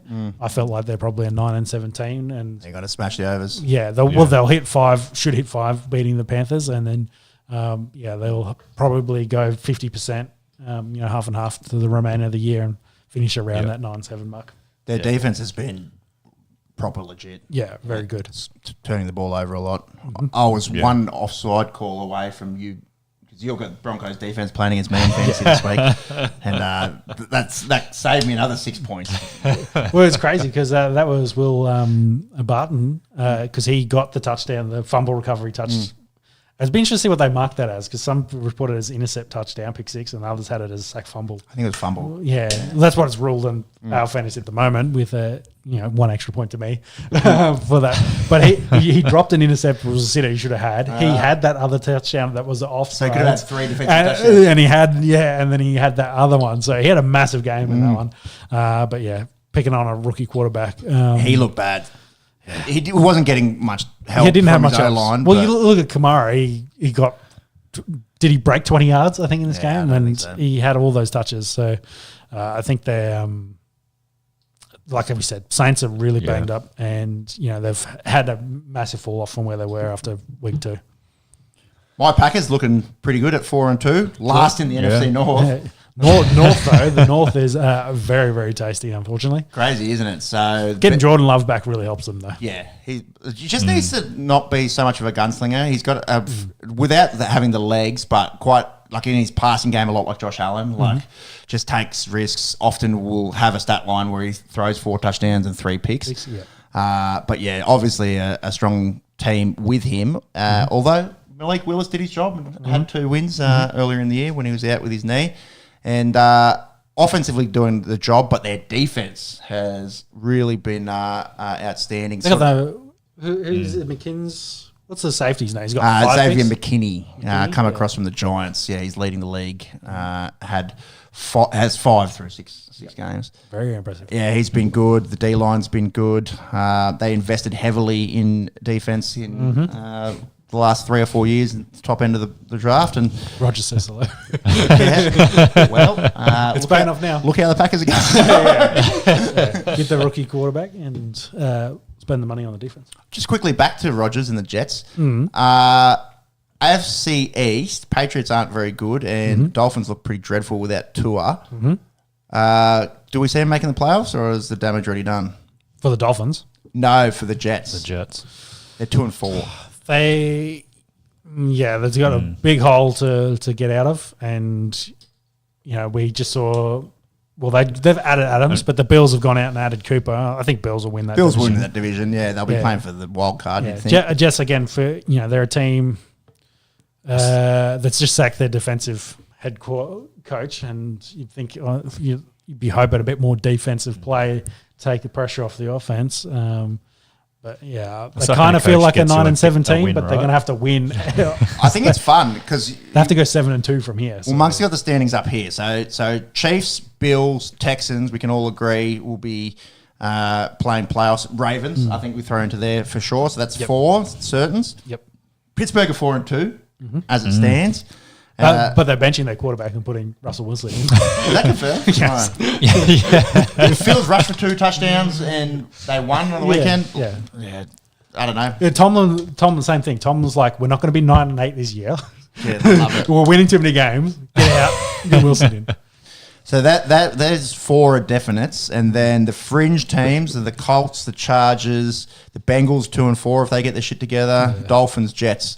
And Colts will be interesting, but they get Richardson's back. So they look a bit better with Flacco. well, that's the question. Yeah, Yeah. they're going to ride it out with Richardson, and he needs to grow. But the veteran and Flacco's been playing better. Man needs to stay healthy as well. He's had 3 injuries, like 3 separate injuries, I think, through the start of the year.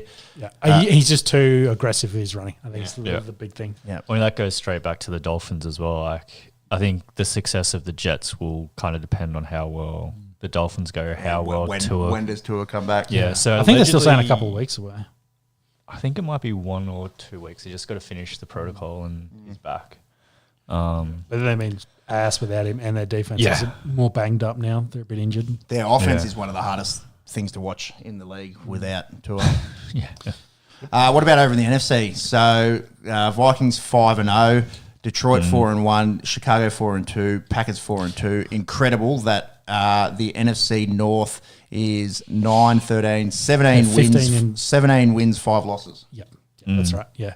The Bears on that, I think they're a fake team. The four They have teams, not beaten anyone good. Yeah, the 4 teams they've beaten are all they're 1-5 or 1-4. So Yeah. They haven't beaten anyone good yet. And in that division, like, you got to go out. They haven't played any of their divisional games just yet. I agree. I think we watched the Bears fade a little bit. NFC South's kind of fun. It'll be Atlanta and Tampa going at it. They're both 4-2. The NFC West is wide open with the 49ers underperforming so far. They're 3-3. Seattle's dropped a few after starting well. Some rumours 3-3. that Debo's going to be on the block. So Really? it could be available. Where would you see him ending up? No idea. Patriots? Don't think he fits that style. Yeah. Because he's not a gadget guy, but he has Kind of. he has that. You can put him in the backfield. It'll be fine. He's not a true number one wide receiver like you would consider Adams and Cooper were that have just been traded. But he adds he's good enough potentially to be that, but he adds the extra value as a dominant runner. So yes, some team. Well, Kansas City is still looking for a one. So Scary. yeah, Andy Reid knows how to get the best out of guys. Especially those gadget type guys as well. Would work well in that offense. Well, there's been rumours that they might, Tyreek Hill doing nothing with Tua out, and the Dolphins are dead in the water. So, what do they want trading back? Nah, veto. League has to veto that. You can't have the number one player in the top 100 list go back to the team that's 5-0. Yeah, it'd be interesting.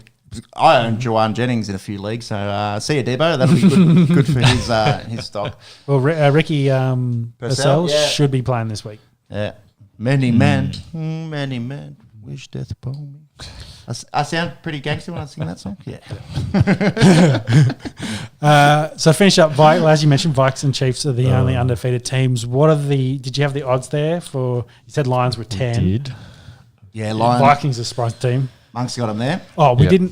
So they did have Aaron Jones banged up, and they have traded Cam Akers to get him back because he played there last year from the Texans, who are now healthy at running back. So, see if that's a good add in there. But Sam Darnold's been doing the job for them so far. TJ Hawkinson's not back this week. He's probably next. He'll be close. Yeah. Old TJ Hawk tour. Yeah.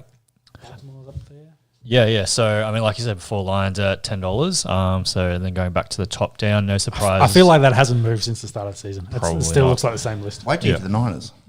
Well, I guess the Niners have slid down, but they're still the. No, I'm saying, why the fuck are the Niners $7.50 Well, when they're yeah. 3-3? Well, I'm saying those 4 look like the same 4 that they were top 4 that were there when we previewed it. Yeah. Actually, Anyways, do you want to read them out so the listeners know what we're looking at? No, do you want to talk about anything else? Kansas City first. Kansas City at the top. Conflict resolution in the police. Ooh, there's a podcast. I shan't be partaking in that. No surprise with the Chiefs at the top at $6. Baltimore Ravens second, along with the 49ers at $7.50. I like the Ravens there. I think they've looked pretty Still good look good. after a slow start. And look, they lost the Chiefs in opening night by a toe. So with that scary backfield with the King and Lamar and Zay Flowers finding his own and a defense that's pretty handy. Yeah, I'd say their defense hasn't been as good as it has been in recent years. Correct. But they might find their feet. Well, compare that to their divisional rivals in the Bengals, who have a really good offense and a really shit-ass defense. I think their defense is serviceable. Yes, definitely. Yeah. Who else did we have? Middle? So who else? And then with Detroit at $10, we've got the Buffalo Bills. Vikings probably slid up a fair bit, up to 11s. Texans sitting at 12. And then Eagles at 15, and that sort of starts the gap starts widening out with the Packers $20, and then Falcons, Bengals, Jets, all 26s. 26s, yeah. And then extends Cowboys, and they're not going to fucking win anything the way that they've played the last few rounds. Dog shit. That's it. Falcons there are interesting, starting to make a bit of a climb with Captain Kirk at the helm. I'd be very surprised if they won it all this year. But I think playoffs would be a good result there. They should take that division, so they should Well, Bucks say high. Them and Bucks will be competing for that division. But yeah, I think they're Bucks close. defense for the next couple of weeks might be a little bit susceptible. They also need to be we're careful carrying a few because injuries. there's a good chance that 3 NFC North teams will be there. So there's only going to be possibly 1, maybe 2 wild cards. Could all 4 get out? Is that? I don't think it's ever happened feasible? before. I don't think it's happened before, but is it feasible? Well, because you got to play each other so much. Like we talk about the Bears and how they've still got 6 divisional games left. I don't think it's feasible. It's not impossible. It's not impossible. Nothing's ever impossible. Yeah, I'm just doing the math in my head. It's like you could split your divisional games and then beat everyone else, and then you could all end up with 11 wins and 5 losses kind of thing. I think in the time that I follow the sport, I don't think it's ever. No, I think we've had 3 that happened. Yeah, I think it a year or two happens pretty ago. regularly. Yeah, but I don't think all 4. Yeah. So that's the teams. Chiefs still favourites. Ravens, I quite like there. I think San Francisco's got a bit to prove. And then if you want a little bit of value, Bills, Lions, Vikings, Texans all kind of look fun there. What about the MVP? This is probably the most interesting discussion that it's been in recent years. Mahomes is favourite. Yes, they're 5-0. He's having statistically he's having the worst year that he's had probably since his rookie year. Yeah. Comparable, you look at Bo Nix's stats; they're very similar. So yeah, a lot of people that play fantasy, anyone that's drafted Mahomes has fucking rude that decision so far. You look, they win a lot, and he's a big part of their winning. But if you compare, they're a good team, and you said it. He sets his own bar quite high. Yep, I think $4 there is way too short. CJ Stroud at $6.50. I'll get you some numbers there. I think he had a bit of a slow start to the year so far. So it's still early. They are 5. But it is still early. They're 5-1. Yep. Along with CJ Stroud, we've got Lamar Jackson at $6.50 as well. Value. Yeah. Yep. I think was either one of them was on Lamar. I think Lamar seems most likely to win it. But if you want outside smoky, you're looking at the Lamar clone in Jalen Daniels. He's had a very, very good rookie year so far. I think there's no doubt if he continues, he'll be rookie of the year. Rookie of the year. I think he'll be very short in that currently. But yeah, he's putting up good numbers. Probably on the best quarterback. Comparable to some of those other MVP guys to potentially make a run. In basketball, a rookie has won the MVP and the Stilt Chamberlain. Jim Brown. Yeah. All right, so it has happened. He rushed for a mammoth 942 yards. He did play 12 games in those days. Yeah. So it has happened. Certainly not in recent memory, a rookie winning the MVPs. $12, so it's certainly not impossible. 1,400 yards, 6 touchdowns, 2 intercepts. His quarterback rating is 107. Yep. His completion percentage is crazy. He's good with his legs, as we mentioned before, 300-odd yards with 4 touchdowns. What do you think about Brock Purdy at $10? Yeah, the Purd is the word. They are playing worse football than they did last year, and I thought he was playing better last year, so I don't see it happening. I'll get you some numbers. Quarterback numbers? So he's second in the league for passing yards, 1,629 yards. 9 touchdowns, 4 intercepts. Sort by touchdowns for me. Touchdowns is one of the big metrics. Baker's well out in front. 15. What do you have for Baker? $21? $21. 21. Yeah, so Baker's 1,489 yards, 15 touchdowns, 5 intercepts. Quarterback rating's 109.4. There's actually a very wild stat in there if I'm looking at that. Josh Allen, 10 touchdowns, 0 intercepts for the big Josh Allen. So, and he's paying $6, was he? Yes. Where are we? 7. I think that's smoky value there. Yeah, hasn't thrown a pick. The big knock on him throughout his whole career is he's a gunslinger. He turns it over too much. He's too risky with the football. The bloke has thrown for 10 touchdowns, 0 picks. How's he going with his legs?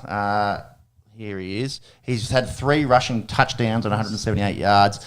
So he's on track there for 9 rushing touchdowns, 30 passing touchdowns and 0 intercepts. Yeah. I have a feeling he might throw a pick at some stage. But, the way that he's going, having crunched the numbers there, that's probably the go. Yep. Yeah, he's looking very good too. And, other positions, if you want to look at it, Derrick Henry's pretty good, but they don't give it to other positions. So we know that. 704 rushing yards through 6 games is incredible. 8 touchdowns, not very involved in the passing game, I suppose, is the knock on the king. Yep. That'll do us for NFL for this week. third of the way through the season. Season is taking shape. There's some games that essentially become playoff games already for teams that are 1-5. Their season's on the line. There'll be a few coaches whose career or current job is on the line. Who would have thought the Jets coach would be the first guy gone? I thought it was stiff. Yeah, I thought it was quite stiff. Was there like some survey monkey thing that happened? yeah. One guy filled it out. His name was Aaron Rodgers. Rodgers, yeah. He had a direct line to Woody Johnson, and he said, I want changes. He said, don't worry, I'll got you, bro. Yeah, there's probably definitely some others on the hot seat. But let's talk some NBA, eh? Mm-hmm.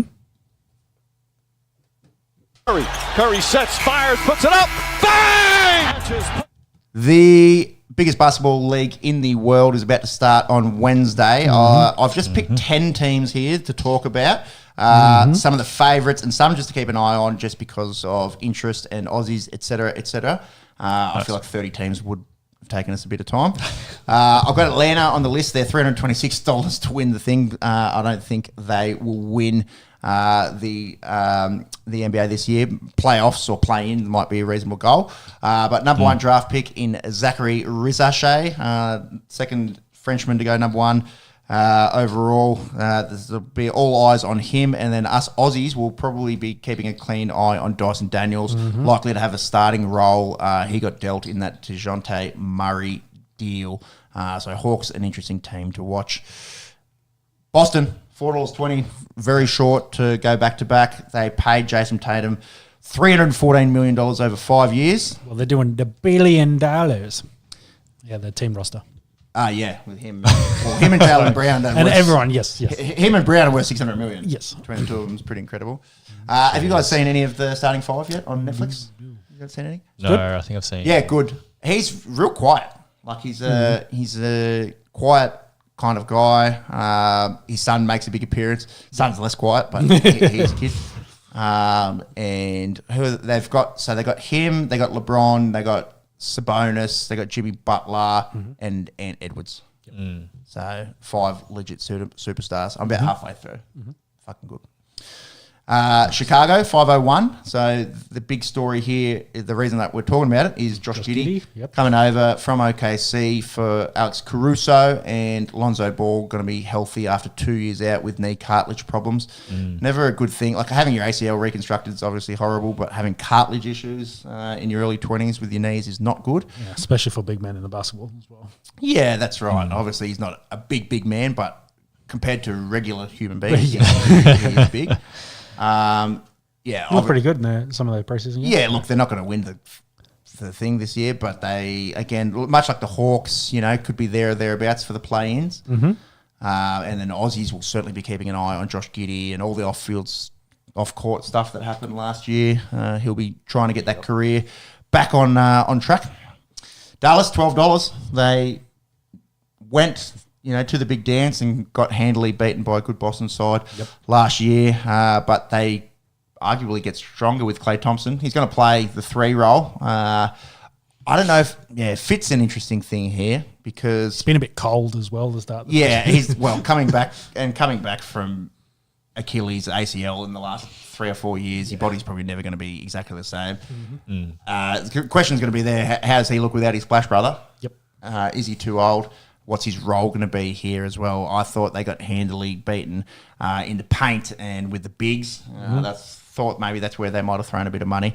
That's not his role. So. So we'll see how they go. Although any team with Luka, who is the shortest bloke to win the MVP at $4.33, he can literally put a team on his back. But you're putting a lot of eggs in one basket with his health. Yeah. What about your Nugs? They're $12. Probably underachieved a little bit last year, but they do have a 3-time MVP in the Joker. Their team is essentially unchanged. Westbrook, I think, is the big ad. Oh, yeah, true. Russell Westbrook comes in. He'll probably play a 6-man role, I think, coming into that team. But yeah, good mention there. Will bring a wealth of experience, that's for sure.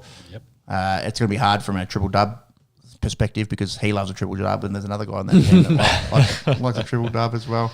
Trying to get up a Denver depth chart here. Yeah, I think he'll be he'll have a role that they want him to fill and potentially chasing a ring is the avenue. It's like the push. It's like, hey, come play for us, and this is what we're doing. ESPN has Christian Brown as the starting shooting guard to go along with Jamal Murray, Michael Porter Jr., Aaron Gordon, and the Joker. So might be playing 6-man role.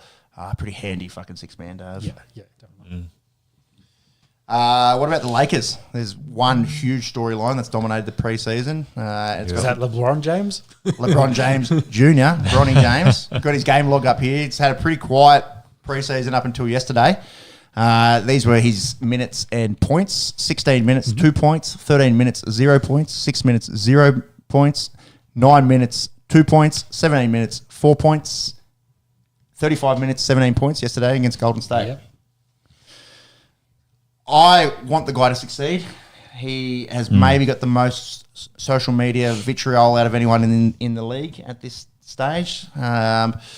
It's going to be hard, given that statistically he probably doesn't warrant a spot on that roster. But he's... I hope he grows 4 more inches in the next... I don't know if he's going to. I don't think... Yeah.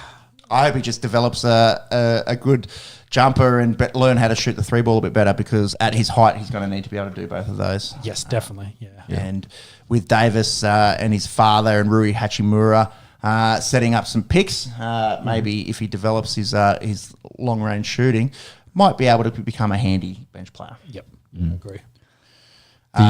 Who's the other rookie that plays for the Lakers? 'Cause he's had a pretty good... Connect? Yeah, he's had a he's half-decent pre-season. It's with a K. as well. I think it's Connect, like Connect 4. Yeah. Yeah, he's looking good. I know where my brain goes. 10 o'clock on a Sunday night. Yeah. Minnesota, $11. And Edwards is $8.50 for the MVP. All the big news there is Karl Anthony Towns joining the Knicks and Julius Randle. Interesting trade. Yeah. Yeah, I think they'll be very, very good.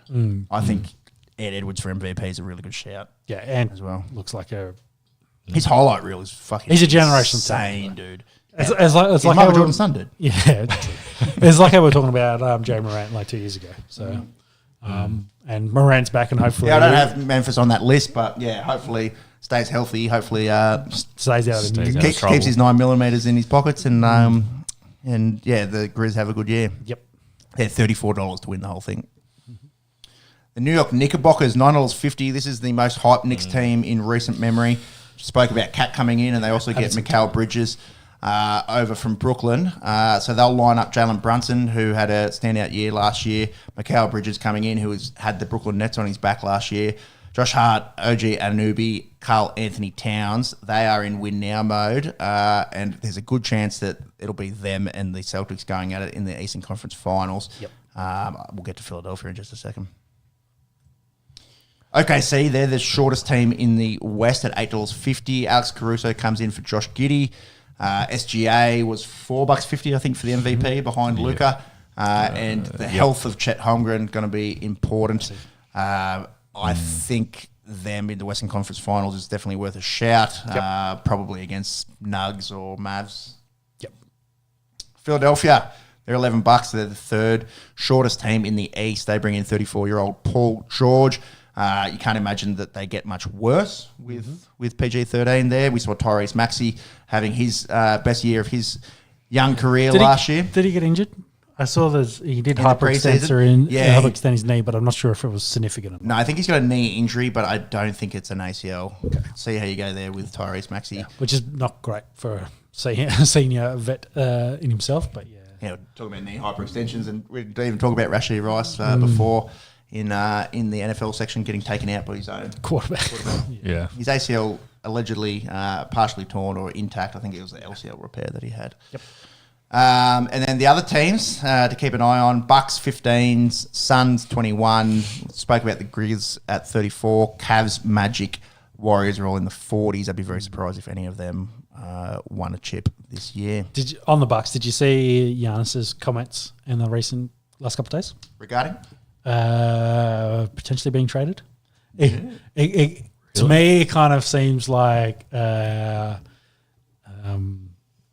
soft breakup kind of thing, like laying the groundwork in case things don't work out. That it wasn't my idea on the trade and back and forth. Like It was an interesting thing to say as you're going into a season. I think a lot of people Soft breakup, eh? Yeah, You go in there and say, it's quite not you, quitting. baby, it's me. Yeah, quite quitting as you will. Like it was an interesting kind of say, and laying some groundwork that either change is going to be made or he might be moved. So it'll be something to watch as the season progresses.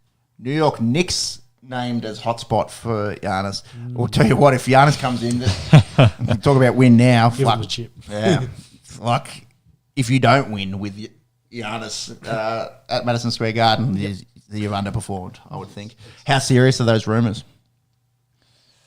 Because Chris Middleton's injured at the moment as well. I think he's had bilateral ankle surgery, so he'll get off to a slow start. Knicks named landing spot for Giannis. See if you can find his quotes from during the week.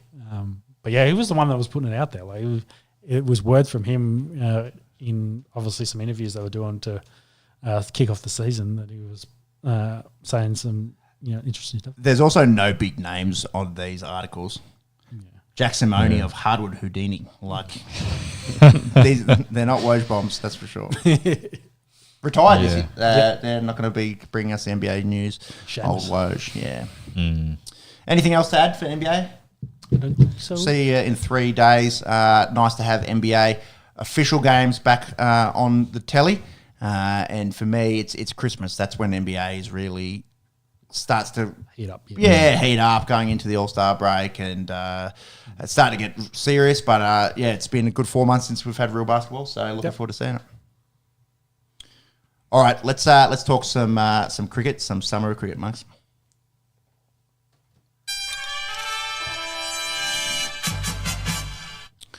Cam Green is officially out for the Australian summer. You've got a story up there. Successfully undergone back surgery in New Zealand. Interesting that he had that done there. Green made the call to have lower spine surgery this month after he suffered a 5th stress fracture while on Australia's white ball tour of the UK. So he's had 5? I don't know. Yeah, I assume they're, unless it's a 5th lumbar. Yeah, because that's what I was thinking. It might just be poor reporting, which we see often in on this podcast. ChatGPT got it wrong, bro. So minimum 6-month healing rehabilitation. So he's done for our summer as well as the tour of Sri Lanka, which is a horrible news for him and his career. And we've seen stress fractures and tall quicks go hand in hand. He's a big man. Yep. Literally just says Jason Behrendorff right here. Behrendorff, Pat Cummins, James Pattinson. Didn't Starkey miss some time as well? Yeah, I don't think he ever had as bad a one. I don't think Cummins ever had surgery either, but I think those boys there. This is the start of, early parts of their scroll back down. careers. You've got names there of guys that have had the same surgery, I think. Where are we going here? There you go. Behrendorff, Pattinson, Dwarhus, Shane Bond, Matt Henry. Yeah. So I think in the context of this paragraph, they've all gone to the same surgeon. Yeah. There's obviously a good Kiwi guy with spinal. Specialist on the span. It's spinal. My back is broken. So with that came we got to change the order up. And we had talked about Smith and his trial as an opener. Wasn't impressive. Still had that 90-odd one game, didn't Yeah, exactly. So, but didn't have a lot of opportunities. There's not a lot of sample there to judge off. Whereas there's a lot of sample on where he has batted elsewhere. So it has been confirmed that he will go back to number 4 and bat at 4, which I guess opens a spot up there for an opener and, of course, then a potential I guess he goes to 4, might slide down. Do you need a further replacement for Cam Green? I suppose the question is, does Travis Head open the batting or do we go with a specialist opener? Yep. And then, who do you bring into the middle if you're moving guys around again? Marcus Harris made a ton last week. We'll be keeping an eye on him. Obviously, time and time again has failed to deliver when he's been given a bag of green. I think he averages 25 opening the batting for Australia. But look, a fuckload of shield runs in the next 3 weeks won't hurt his chances. Yep. Cam Bancroft, hands down the best Shield stick last year. I thought, and the year before. So yeah, I thought he might have got the nod. He's off to a horrendous start. Started with a pair, so he'll be chasing some runs. I think they're playing Tasmania in the Shield at the moment. Yep. Matt Renshaw will be looking for a gig. He's been taken on tour with him for the last few years. but he's more a middle, he's not really He can open the batting, but yeah, he's not as specialist as those previous two guys Correct. you've mentioned. Sam Constas, his name has been thrown in Young there. fella, yep. 19-year-old, youngest cricketer to score centuries in both innings of a Sheffield Shield match since Ricky Ponting. There's only been a handful of guys to do that anyway. Yep. It's going to be an interesting decision. I think Constas is too young. I think To me, that kind of just reminds me of all the chat about Will Bukowski, Bukowski. Yeah, so pump the brakes a little bit. Yep. Let him get the runs. He'll if he's good enough, he'll make the squad he's eventually. played so. 4 Shield games. I think I don't think we're that desperate to run out a young fella into the squad. At this if point. I think about his mental health and long term as well, I don't know if I'd want I wouldn't like to open the batting for Tuggeranong's first grade, let alone for New South Wales, let alone for Australia at the age of 19. Yeah, and going into a series against India. So, I think going back to what we previously said in previous podcasts, I think Travis Head makes so much sense there. And then pick a middle and order. I think you've got a lot more options potentially for middles. Bo Webster's the name that's been thrown out for middle order. He's started off pretty well. Yep. Aaron Hardy always gets thrown out if it's middle order. Yep. It's going to make the next 2 Shield games incredibly interesting. And all the big guns are playing in a Shield other than Cummins, Hazelwood, Stark. No, Stark's played. Stark He's just playing he was playing today. he was. He's bowling to Marcus Harris. Trying to get back into the Australian team. Fucking Stark sending down Thunderbolts. Yeah, well, New South Wales are playing Victoria, so it was a big Sheffield Shield game today, and supposedly had a pretty decent crowd for that. There was a big line, big line out the front. And when I say a big crowd, I think it probably ticked over 1,000 people showed up. That's all right. That's all right. There's people there. It's better than nothing. I was trying to confirm it because I was watching this, but they obviously know that no one shows up to this game, so the camera angles are always very in close and on the field, so you never see the crowd. Yeah. But yeah, look, I think everyone was sitting in the shade, and I did see a video of the queue lining up because you can't pre-buy tickets, so you had to get tickets at the gate, and there was a decently long line there. It looked like they probably got over 1,000 people easy, so it's good. And why wouldn't you when you've got the amount of talent on display in New South Wales versus Victoria? How did that play out? Because Victoria's batting, did Harris make any runs? Dismissed for 26 by Mitchell Stark. Yep. Yeah, they were 7 for 200 when I saw. Finished the day 9 for 259. So it's going to be a very interesting next few weeks. I think I said to you boys in the groupie, I wish that we weren't playing this ODI series against Pakistan, which really means nothing. I'd love to see all these guys just play another Shield game or two, but that's the way that modern cricket works. I do think that India A is coming out as well, so we might have an Australia A go out and play against them. I saw India A has named their squad, so stay tuned for an Australia A side in the coming days. Maybe use that as a segue. Let's talk about India because they're the big series that's coming out here for the summer. Likely to be Virat Kohli's last time. Likely to be Rohit Sharma's last time. Ashwin, Jadeja. That could be the swan song for all these guys coming to Australia. Yeah, so that India A squad could have a lot of. We know how talented it's going to be. We know their depth. But yeah, some of those guys could be getting a call up very, very soon to play for India. But they, interestingly, had a pretty tough out against New Zealand in India. Finishing up with, what would they get, 46 all out and 5 ducks in the first innings? Yep. The ball was hooping around. Matt Henry, 5 for 15. Will O'Rourke, 4 for 22. Which is wild to think about considering usually they're spin decks over there in India. Yeah, but it wasn't the deck; it was the air conditions. I don't know what was causing it to absolutely hoop around.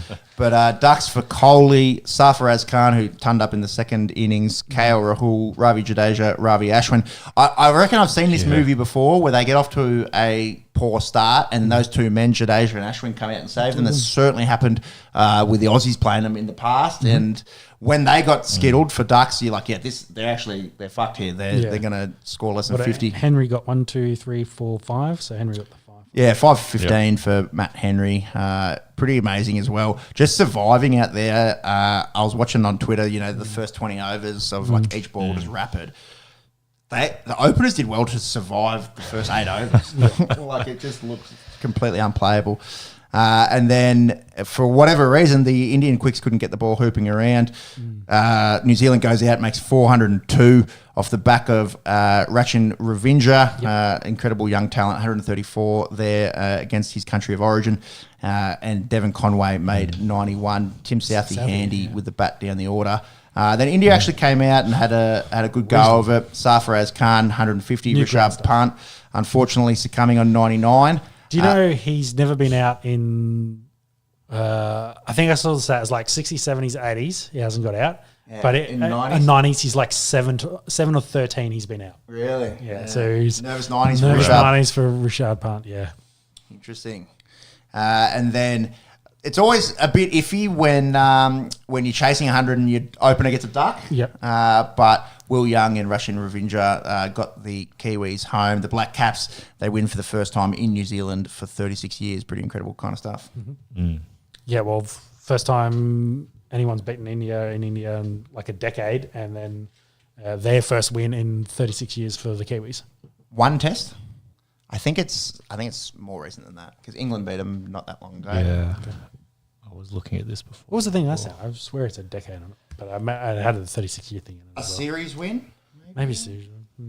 Yeah, I don't know. Let's see. It was the third team to beat India in the last 10 years. Oh, okay. Yeah. One single test match, we've beaten them and England's beaten them. England's beaten. That was the stat. Yeah, We've both beaten them twice in the last 10 years. So Yeah. I think it was the third country to. Win a game there. So Yep. good on for the Kiwis. Yeah. They've been pretty good. We're talking about the team that has beaten India in India, England.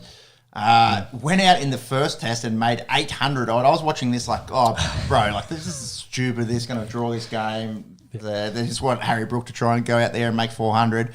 Incredible knock from him. Made 330 odd, striking at about 90. And they win that game pretty comfortably in the end. But then Pakistan strikes back and they win the second test, which is incredible. I'll bring that up here on the old ESPN Crick Info. I haven't caught a whole lot of this over the last few days. Definitely had my eye a little bit more on India. But I assume they're playing 3 tests. I hope they're playing 3. Yeah, so the third test, Rawalpindi, starts on Thursday. So that's a live series that we've got. Pakistan won the second test in Multan by 152. They batted first, made 366. Ton for Cameron Ghulam, making 118. Poms went out and made 291. Ton for Ben Duckett. 7 for 111 for Sajid Khan. We've seen him down under before. The bald dude with he got the real designer mo. And then they made 221 and skittled the Poms for 144 to win that game by 150 runs. So really good bounce back there from Pakistan, and we've got a series decider in Rawalpindi come Thursday. Yep. In that first innings, of course, Joe Root did take over Alistair Cook for the most runs by a Pom as well. How much was that? 12,000? 12,000? 12,000. Yeah, because Ricky did 17 or 18,000 from Ricky's like 15, I think. Maybe it's 10.5. Monks will chase it up. You can confirm for us, but yes. He's going to get a lot. He's going to get a lot. And I think that was his 6th ton and 6 matches or something like that as well. So, Joe Root, he continues his awesome run of form out of the Fab Four in the last couple of years. He's the best red ball bat in the world at the moment. I don't think that's hyperbole to say that. There's a lot of Aussies that will get angry at me for saying that because you never made a ton down under. But you can only play with the cricket that's in front of you, and I think over the last 3 years he's been hands down the best skip. Did you see? It was 12,700 he's on. Did you see Harry Brook stats? I think he's had like 10 matches in Pakistan and had like 6 tons, but then he has 6 tons outside of Pakistan. So he makes more running. Likes batting in Pakistan? Yeah, well, he likes batting in Pakistan. Dave Warner always used to like playing against Pakistan. I don't know. Actually, I don't think he played in Pakistan because they were in the Emirates in those days. But it's interesting because we've got 2 series which will be hotly contested, and we're about a month away from the first test down under, and the Aussies haven't won a series against India for over 10 years. So hopefully breaking that hoodoo. Well, did you see come they rejigged the venues as well? So we start at the Wacker. Yeah, instead of the Gabba. start at the Wacker, then we have a PM's 11 here. Yeah. Which is interesting. Mm-hmm. And then Gabba's a day-night test. Yep. Adelaide, then Melbourne, Fulham, then Sydney. and then Melbourne, Sydney get their usual spots. Yeah. So it'll be interesting to see how things go out west in a month's time, and who's playing for Australia. Yes. All right, boys, let's talk some soccer.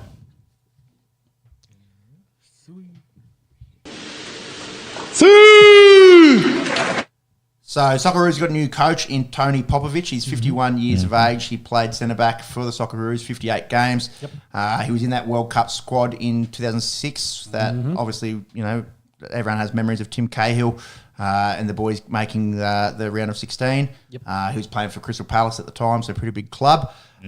He has coached Western Sydney Wanderers, Perth Glory, Melbourne Victory. He's won the A-League with Perth Glory and won the Asian Champions League with the Western Sydney Wanderers, and has also coached in Turkey and Greece. Coaching, we're talking about it in rugby league. I don't know if this is completely applicable because I can't really comment on how closely I follow the ins and outs of the Socceroos and all the politics and coaching decisions that go at it. But since he's been in, they win 3-1 at home against China. They get a big draw, a handy point against Japan over there. They go back to second on the World Cup qualifying. So a massive job from the Socceroos and Tony Popovic. Yeah. He's been playing a lot of young fellas as well. The teams were very different between these 2 games as well, between China and China and Japan. You also have, you fire a coach, you win a game. It's science. As well, True. so It's science. how much can Tony Popovic take credit for it? But they've definitely been looking into blood young guys, get them involved in the process. And it's like, this is what it's going to be like to play for Australia and to, go towards the next World Cup. So seems like they've, like I said, ride the ship and got young fellas in places to hopefully succeed. Good to see Graham Arnold step down. I think I said Gus Arnold at the start of the podcast. Graham Arnold. Gus, Hus Hiddink, the former coach. I think I said Gus. Anyways, check the tape. Do your own research. The writing was on the wall. They didn't score against Bahrain and Indonesia. Had been lacking a lot in attack. And he sort of fell on his sword. Matildas still don't have a coach, although Somani, is that the bloke's name, is tipped to maybe get the Matildas job. Claire Polkinghorne has retired after 167 caps. See if you see anything there in Matilda's news. Stuff's gone. Up there, Somani. We do have Thomas Marnie. So he did coach the Matildas back in the day. And they reckon he's coming back. So he's interim coach at the moment. Oh, so he'll just... So whether he carries on as coach. He's gone through, I think he's gone through the US, Canada systems in the years. So he's the interim. They've got upcoming friendly fixtures. I suppose it's how they go against these friendlies. But they're playing Germany and Switzerland, so that's going to be tough. He coached them from 2005 to 2012. Yeah, so a long time there. So obviously well tenured and passionate about the Matildas. So we'll see what Football Australia says moving forward. Yeah. EPL overnight. Spurs had a good win. They conceded first against West Ham and then banged in 4. Son looked pretty good in that one. United also conceded first and then came back 2-1. The equaliser from Garnacho and little chip from Hoyland to win the game for United. And Arsenal had a big loss with Saliba being shown a red card against Bournemouth, which means they didn't jump to the top of the table, which they had a chance to do. Marks, you got the EPL table there, bearing in mind that Chelsea and Liverpool and City also play tonight. How's it looking? So I'm pretty sure this isn't the under-18s. Liverpool is at the top of the table on 18 points. Man City's on 17. As you said, Arsenal is also there at 17. Aston Villa is also on 17. Then we've got Brighton rounding out the top 5 on 15 points. After that, we've got Chelsea on 14, Tottenham 13, Newcastle on 12. Go relegation. Yep. At the bottom of the table, aforementioned Crystal Palace is sitting in 18th on 3 points, and we've got Wolves and Southampton both on 1 point. Yeah, that Wolves and Southampton definitely need to get a wriggle on. Ipswich Town also in a little bit of danger, and Everton after that slow start have clawed a few back, so they're on 8 points. They're actually 5 points clear now. So obviously it's early days, but Palace, Wolves, and Southampton will all want to open their accounts pretty soon. Yeah, who does City play? Someone not big tonight. Because Liverpool at the at the top, and Chelsea, and City plays Wolves. So they should win that. They're $1.28 to win away at Wolves tonight. So hopefully we'll see if Liverpool can beat Chelsea, and that will still be status quo of Liverpool at 1 and Man City at 2. And it's also just briefly worth mentioning, it is kind of old news, but we haven't potted since it's happened. Rodri did his ACL, so there goes one of the world's best central midfielders. And KDB's been out with an adductor, I think. So City a little bit undermanned. They will get De Bruyne back at some stage, but Rodri's out for the season, and we saw how integral he was for Spain winning the Euros and how important he's been in Sky Blue over the last few years. Saka got injured overnight, didn't he, as well? Good luck with this. EPL is very tight-lipped when it comes to the injuries. Just click on that. So Arteta confirms Saka injury. Yeah, just try and get a article. They usually just say the joint. So it'll be like knee injury. Or Is it from the leg kick he got from Conor McGregor? Hamstring injury. Okay, so depending on grade there, we're probably looking at, anywhere between 2 and 6 weeks for Saka. Yeah. So that's a big out for them. Boys, I need to pee like a racehorse. I'll get you to, like Bella Nipotina, shout out at the beer. I'll get you to start us with the final round, and I'll join for the back end of it. Go for it. All good. Hit us with the ding-ding, Jimmy. Oh, yeah.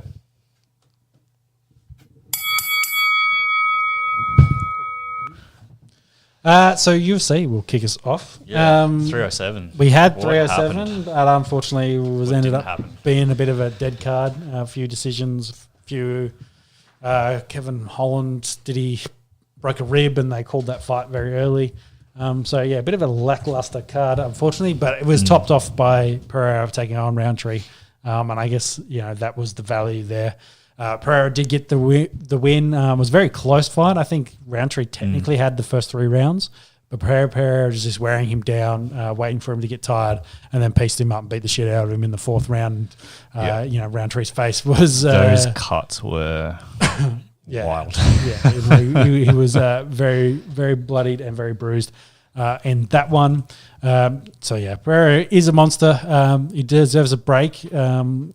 Supposedly, if it was up to him, he'd fight in December. It's looking likely he'll be back in March. It was up to his coaches. They'd push him back to mid-year next year because he's been fighting so often. But, he likes to be active, obviously, and it's all worked out for him. It's worked for him, yeah. Yeah, so... as active as he'd want to be, who's left? What's the next fight for him? Yeah, well, there's the heavyweight conversation, but he obviously likes being a light heavyweight. The whole John Jones thing needs to be sorted out in the top of that division before even think about throwing Pereira's name in it. Yeah, it's tough. He has the I think he's Mongolian dude. There's at least one guy in the light heavyweight division that's potentially left as a matchup, but I think he can take a little bit of a break for now.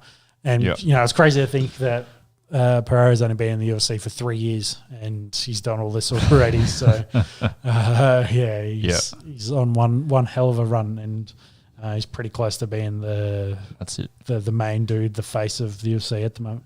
Yeah, yeah. Well, it's pretty much where John Jones was when he sort of started out in UFC as well. Just absolutely dominated from a run. I'd say early age, but not necessarily an early age for Pereira. But just that dominant run. He's not young, old Pereira, so be interested to see how long he goes. He did say that he won't go back to middleweight because Strickland's going to take on not Faf Duplessis for that belt because they're like training partners. Strickland comes out and spars with him. So, we'll interested to see what happens from there. Otherwise, there hasn't been too much. Actually, UFC 308's next weekend. Can you just confirm that is the right date for it? It's either next weekend or the weekend after. But yeah, that's Tapuria taking on Holloway.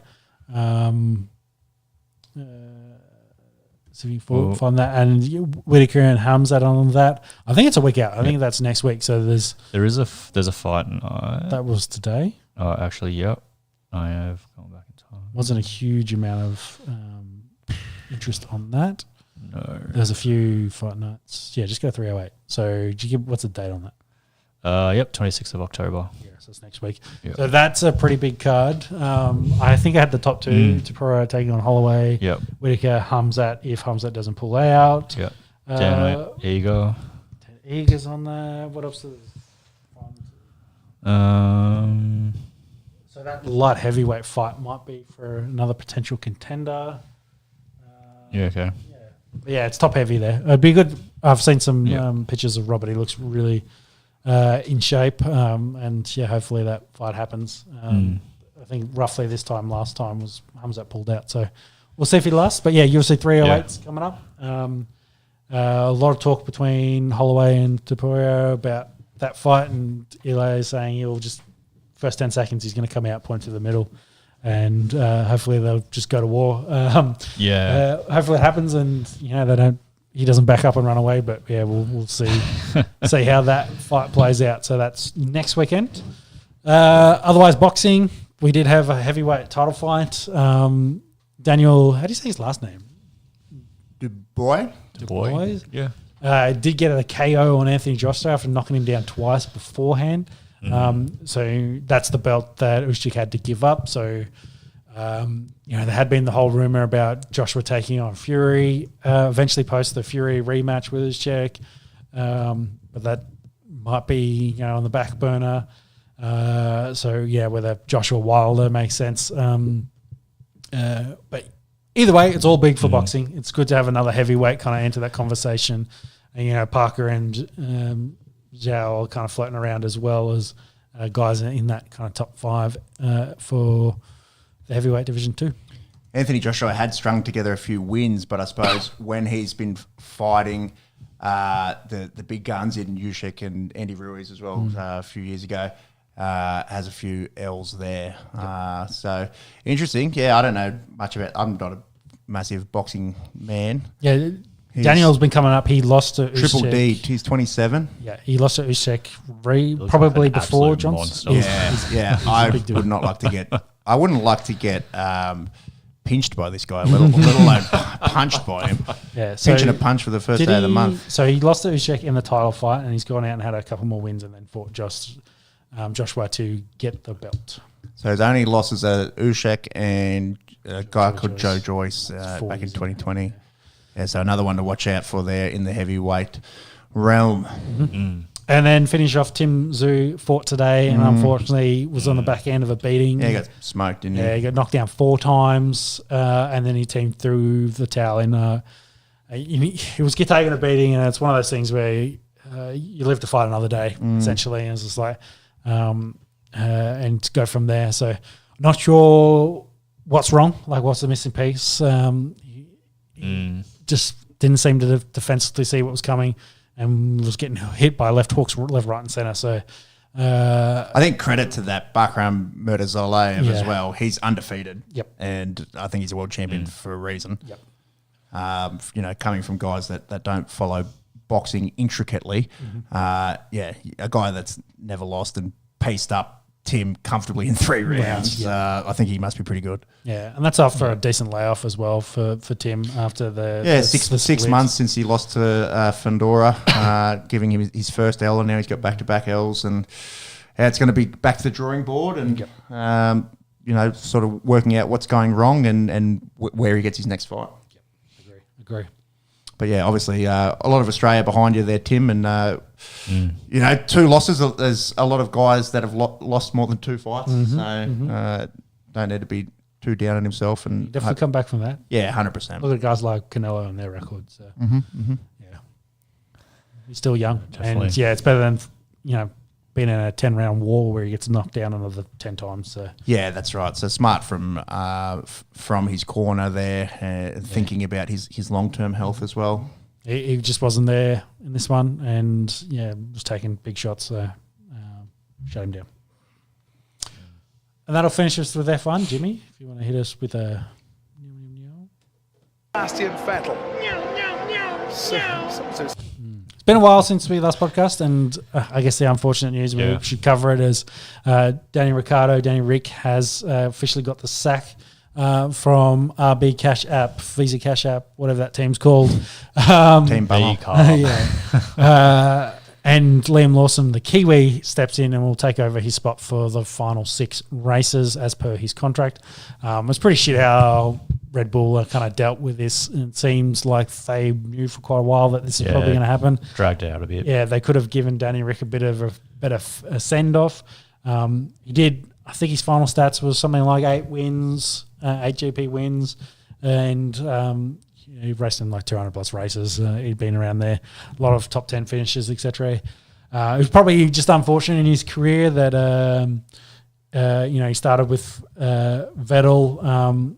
In the one season he had with Vettel, he kind of outraced him. Then went to Max, kind of outraced Max. But then the domination of Mercedes, he just another decade, a different year, could have potentially been a world champion. He just was unfortunately on the back end of Vettel's dominance into Mercedes dominance, and then didn't really want to hang around with the favoritism for Max, and maybe lost his way a little bit with some of the other lesser teams that couldn't keep him together. So likelihood that's it for Ricciardo. So there's some photos of him wearing a hat saying, I think it was, "I'm retired and I'm happy now." So there was a quote, but it had retirement in it, I think was the main thing. I think there's only one seat really left, and that's with Kick Sauber for next season when they're unlikely to have him. So, it'll be a tough ask. Already NASCAR are really interested in him. Supercars here in Australia bring the Aussie back. We'd be interested in him. He really could probably do any racing format he wants. But, it looks like the F1 door will close for him.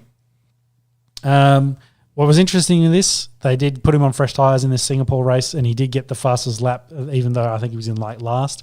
What was interesting from that, he took it from McLaren, so he took it from his old team, from Lando, which at the time of the math, if Max had finished second to Norris in every race, so Norris won it, Max would still win by a single point. So he did Red Bull the favour by getting that fastest lap. And to the point, the FIA is not happy about it. They want to change that rule and potentially get rid of the fastest lap altogether. Yeah, they've already done it.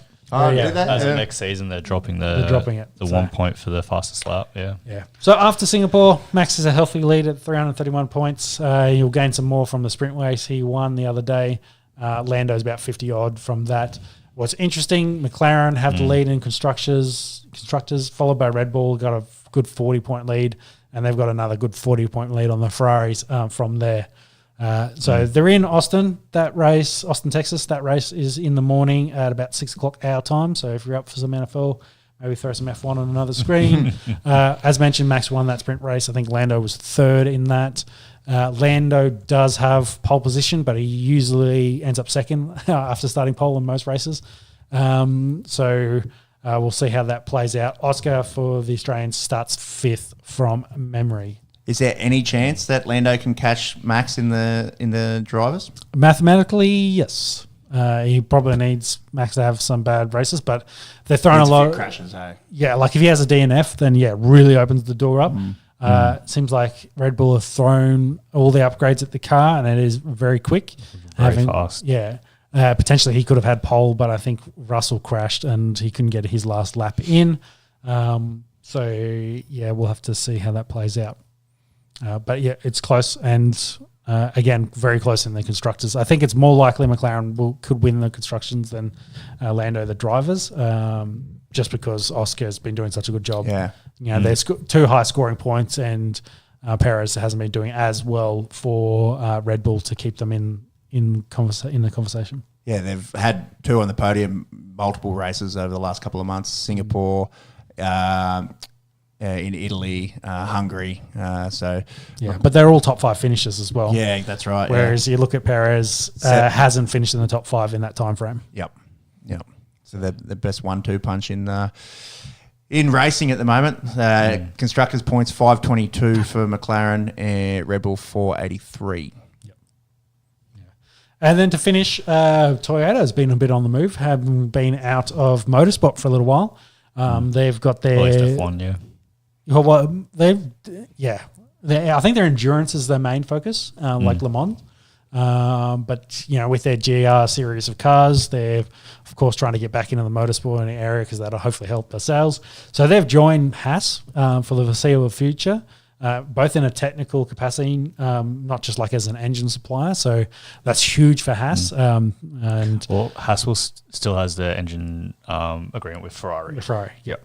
Yeah. But, a lot of their technical expertise and massive, potentially one of the biggest car manufacturers on the planet in Toyota helping out can only be good for Haas, who already have been pretty good this weekend. I don't think any Toyota fixes helped out, but I think Haas being at home, essentially, being an American team, has helped them out.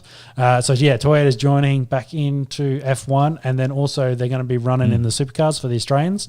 So the GR Supra will be running with the Camaros and Mustangs for next season, I believe it is, in the supercars. So, Toyota going hot into motorsport to push their brand out. So that's F1. About 6 a.m. for Coda and the US Grand Prix. Yep. Yeah, if you're up early, may as well keep an eye on it. Thank you to anyone that has stuck through for the whole potty. We do have timestamps on YouTube if you want to check out the sports that you like. We generally clip a couple of things as well. We have social media in Facebook, Instagram, and the like. And we'll probably be back in a couple of weeks' time. So footy is done, our type of footy at least. Aussie footy's done. American sport's kicking off. Yeah. Oh, the baseball's in the World Series. The Yankees, I think, have clinched. Yep. And I'm not sure about the other side. I think they're going deep in their series. I'm not sure. Dodgers actually might be down in that series if you want to check that for me, Jimmy. Ice hockey's kicked off when they started their season. But Yankees are through. I think Yankees are confirmed as of today that they're through to the World Series. Beat the Guardians today. See if you can get a postseason bracket there for us. Yep. And Dodgers and Mets are going at it in the other side. Yeah, but I feel like it's either equal or Mets might have one game up on them. What's interesting is our boy Ohtani hasn't hit a home run with no runners on base, but he's hit like 7 with runners on base. Really? So, big clutch moments, Ohtani comes out. Yeah. So the Dodgers currently lead the Mets 3-2. So they're 1 win away from the World Series. Yeah, to take on the Yankees who are already clutched up. Jeez, and imagine if it's like either sick, but imagine Mets versus Yankees. My gosh. Yep. Yeah. Yep, keep an eye on that. That's the extent of our baseball coverage this week here on the Esky. Our new baseball coverage. In a couple of weeks' time, we will be really close to the Aussie summer of cricket. We'll have about the halfway point of the NFL. We'll have our first look at the NBA, plus the general week-to-week in fighting and sports in general. Thank you if you're here this deep in the potty. We appreciate the listens. Check out, if you're finding us for the first time, hit that subscribe button and check out the comment section. Always a bit of fun to go a bit back and forth in that. All right, this is On The Esky, Aussie Sports Podcast. We'll catch you in a fortnight or so when we pod next. Bye. Bye.